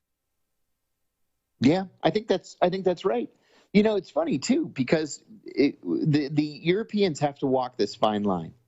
And I think that the calculation that they made when faced with this threat of sanctions, this threat of the might of the United States is Donald Trump going to get reelected? Because if Donald Trump is going to get reelected, then we may want to dial back our work with the Iranians. And I think that they took this wait and see attitude until the election in 2020, and they decided that with Trump out, they can sort of weather this thing. Well, now here we are again, thinking, well, we've got a weak president. Some people are calling him a caretaker president. Donald Trump is making noises about running again. Or even if he doesn't, he's transformed the Republican Party. What are they going to do vis-a-vis relations with Iran if the Republicans elect a president? And so the Europeans are kind of stuck. And that's why we haven't seen even closer relations between the Iranians and the Europeans. And we haven't seen the Europeans trying to bring the Iranians into the international community, which we had expected in 2015 when this thing was initially signed. We were thinking embassies would be opening in Tehran. We would see Iranian embassies opening at least in Western Europe. And none of that's happened. So basically, even though Europe knows that Iran stuck with the deal for all of that time, they were not willing to put themselves on the line in any particular fashion. No, their relationship with the United States is too important. It's too multifaceted. Yeah. It's too close. It just wasn't worth it to them. Let me ask you this. What did it take in order to get the deal in the first place? I mean, because if I'm not mistaken, these negotiations went on for years in order to kind of bring him on. Yeah, they went on for years, and they were actually interrupted several times because there's this deep mistrust between the U.S. and Iran, obviously. And we look at it as having started in 1979. The Iranians look at it as having started in 1955 when we overthrew their government for British petroleum. So, the Iranians will admit that sanctions really do sting. Yeah. Sometimes you and I and the rest of us in the media, we criticize sanctions as being political, right? Sometimes we used to make jokes at the CIA when there would be an announcement of Iranian sanctions, and we would be like, how much more could we possibly sanction? Right. We have so many sanctions on these people. I mean, who could even think of new sanctions? Well, the truth is that sanctions can include, naming individual Iranian government officials and, freezing their bank accounts and putting travel bans, and it's silly stuff. Yeah. It's stuff that just kind of dogs you if you're trying to go on a trip, for example. Because it's like over 1,000, right? I mean, it's some yeah, obscene over number of 1,000. sanctions that they've added. Absolutely right. And so they wanted those sanctions lifted. Now, there were some sanctions that were really significant, and those were the sanctions on the importation to Iran of spare parts for the oil industry and for the military. They are still flying, for example, the Iranian Air Force is still flying old F-14s from the 60s and 70s. They were Vietnam War era surplus that we gave them when the Shah was still in power. Well, they break down constantly. They're old. And so there are sanctions on spare parts. So they wanted spare parts. They haven't exported oil from their main refining area in the Gulf since the 1979 revolution. The reason being they need spare parts for the oil industry. So those were the two big things that they wanted. They didn't care about the travel bans. And I mean, no Iranian leaders have U.S. bank accounts to be frozen or unfrozen or any of that silliness. Right. So that's really what they wanted, the ability to buy spare parts, medicines, things for their infrastructure, fiber optic cable, stuff like that. And now they can't do that anymore. Wow. That was the part that really bit into them, basically. Yeah, that hurt. So from the standpoint of getting the deal, how did Obama get this deal then? I mean, like you said, the hardliners didn't necessarily want it. So it was just one of those things of the sanctions were, let's say, were biting, basically. And yes. So even though many of the people didn't necessarily want the deal, they came to the conclusion a bad deal is better than no deal at all. Is that the thought? Yeah, that's exactly it. And the Iranians were able to, or were willing, I should say, to gamble a little bit and say, okay, we're not going to get everything we want. We're not even going to get most of what we want. But if we can get something, it's going to be worth it. Remember, the Iranians always denied that they were building a bomb. Right. And there was a CIA national intelligence estimate saying that the Iranians do not have a weapons program. It came out at the very end of the Bush administration. So I think that the Iranians came to the conclusion that getting a little is better than getting none at all. If we get a little, we can build on that in the future and maybe start getting some of these spare parts, start opening diplomatic relations with Western countries that are going to be more willing to trade with us than the United States. And we can revisit this thing 5 years down the road or 10 years down the road. So wait, are they put in the same situation then where, where despite there not necessarily being an appetite to kind of make any deal on this, that just based on, let's say, the pressures associated with either the sanctions, the pressure associated, for that matter, even something like COVID, where they may have difficulty getting medications and those type of things into the country, would the pressure of the environment or pressure of the moment get them into that same kind of calculus, even though they're hardliners in, and even though it's necessarily not politically advantageous? I don't think so this time. I think it's different this time for a couple of reasons. First of all, the hardliners are back in power. Secondly, they've come to the Iranians have come to the conclusion that they just simply can't trust the U.S. government. We have elections. We elect new presidents. We elected Donald Trump. He threw a wrench into the whole deal, and the Iranians were embarrassed. And in that culture, saving face is a very important thing. And I think that they may not be willing to take the chance again unless there's really something tangible for them. And so far, from what we've seen coming out of the State Department, there's nothing tangible on the table. I was surprised, frankly, Jamarl, when I read that the Iranians were willing to start talking again. Yeah. Because just 6 weeks ago, they said that they weren't willing to start talking again. Wow. I mean, I guess the question becomes, what are they expecting? Because I got to be honest, it looks, if it was me, and it's hard, you can't really say that because it's not the exact same situation. But at the point where they murdered Soleimani, at the point where they ratcheted up tensions, I mean, they were stealing ships. They were coming from Iran. You basically had Trump almost decided to basically launch a military strike on the country after they shot down our drone that were basically flying overhead. I mean, we basically pulled out and then ratcheted up tensions as if they were the one that was problematic. Yeah. Biden, and the way that he's talking about this now, acts as if Iran is the one that needs to come back into compliance. That always aggravates me, right? Because it's like media has to know that Trump was the one that pulled out of it. And I remember saying at the time where Trump pulled out, I said, when this comes back around, they're going to forget the fact that Trump pulled out, and they're going to talk about this in this context as if Iran was the one that basically pulled out, when it was basically Trump. I'm surprised they didn't necessarily want more than just going back to the deal in and of itself. Like that they weren't looking for some kind of reparations or something like that for basically that behavior afterwards. Right. Which then leads you to ask, what is it that needs to be renegotiated? You know, is it that we need to drop the sanctions that have been imposed since the beginning of the Trump administration? Is it that the Iranians want more? Do they want some sort of guarantees that this wasn't going to happen again? We don't know because we haven't gotten that far. You know, I remember when Joe Biden was first inaugurated, in the first couple of months of the Biden administration, there were news reports that we were going to go back to the table with the Iranians. And I think the meetings were going to be in like Geneva. I'm pretty sure it was Geneva.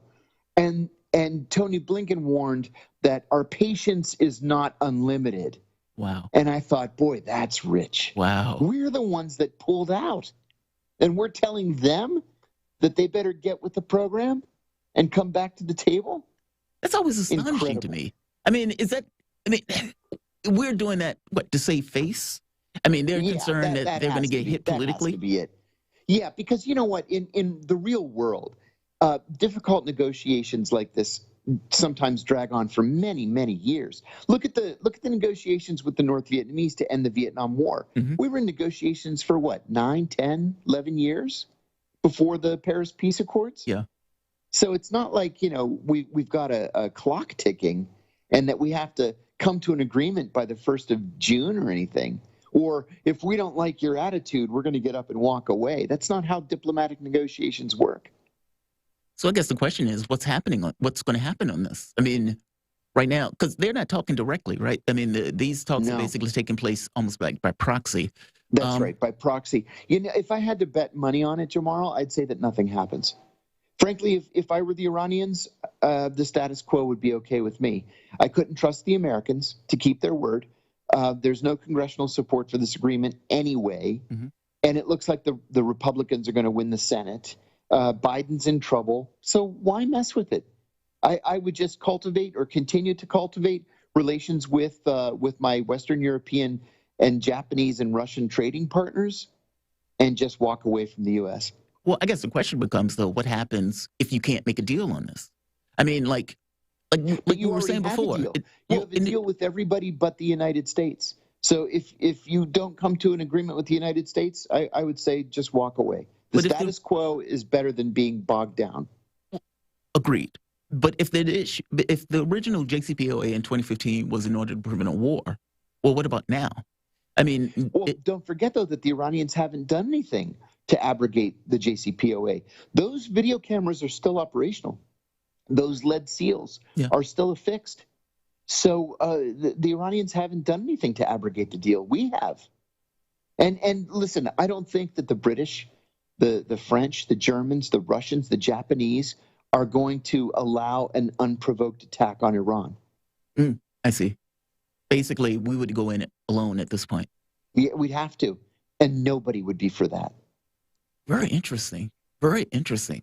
So it seems like from a political standpoint, because I guess I can see the difference. The first time around, no deal had taken place, which gave a little bit more impetus to this notion that an attack needed to take place, especially pushing the way that Israel was pushing for it. At this point, though, with the rest of the world seeing that the United States is the one that pulled out and that Iran, for all intents and purposes, is sticking with it, then that pressure is no longer there for a particular attack. I think that's it. Yeah, I think you've hit it on the head. And Benjamin Netanyahu is no longer the prime minister of Israel. Oh, wow. That's okay. That makes sense. I guess that makes sense. Wow, that's uber interesting. I got to be honest. I was somewhat shocked at Biden's take on this I mean, Blinken was making sort of, these noises as if he was basically sticking to the same policies that Trump had, either with China or for that matter with Iran.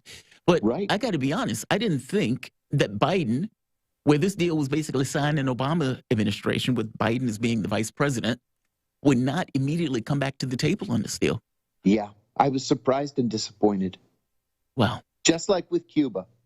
Just like with Cuba. Perfect example. John, thank you, my man. I always appreciate these conversations. My pleasure. Good to talk to you. Absolutely. The voice that you guys were listening to is John Kiriakou. He's a former CIA officer, co-host of The Backstory on Radio Sputnik, and author of books including CIA Insider's Guide to the Iran Crisis and The Reluctant Spy. You can follow him on Twitter at John Kiriakou. And that will be the last show or the last episode for the last segment. My name is Jamarl Thomas. I want to thank engineer, my co-host Shane Stranahan, my producers, and we will see you guys tomorrow.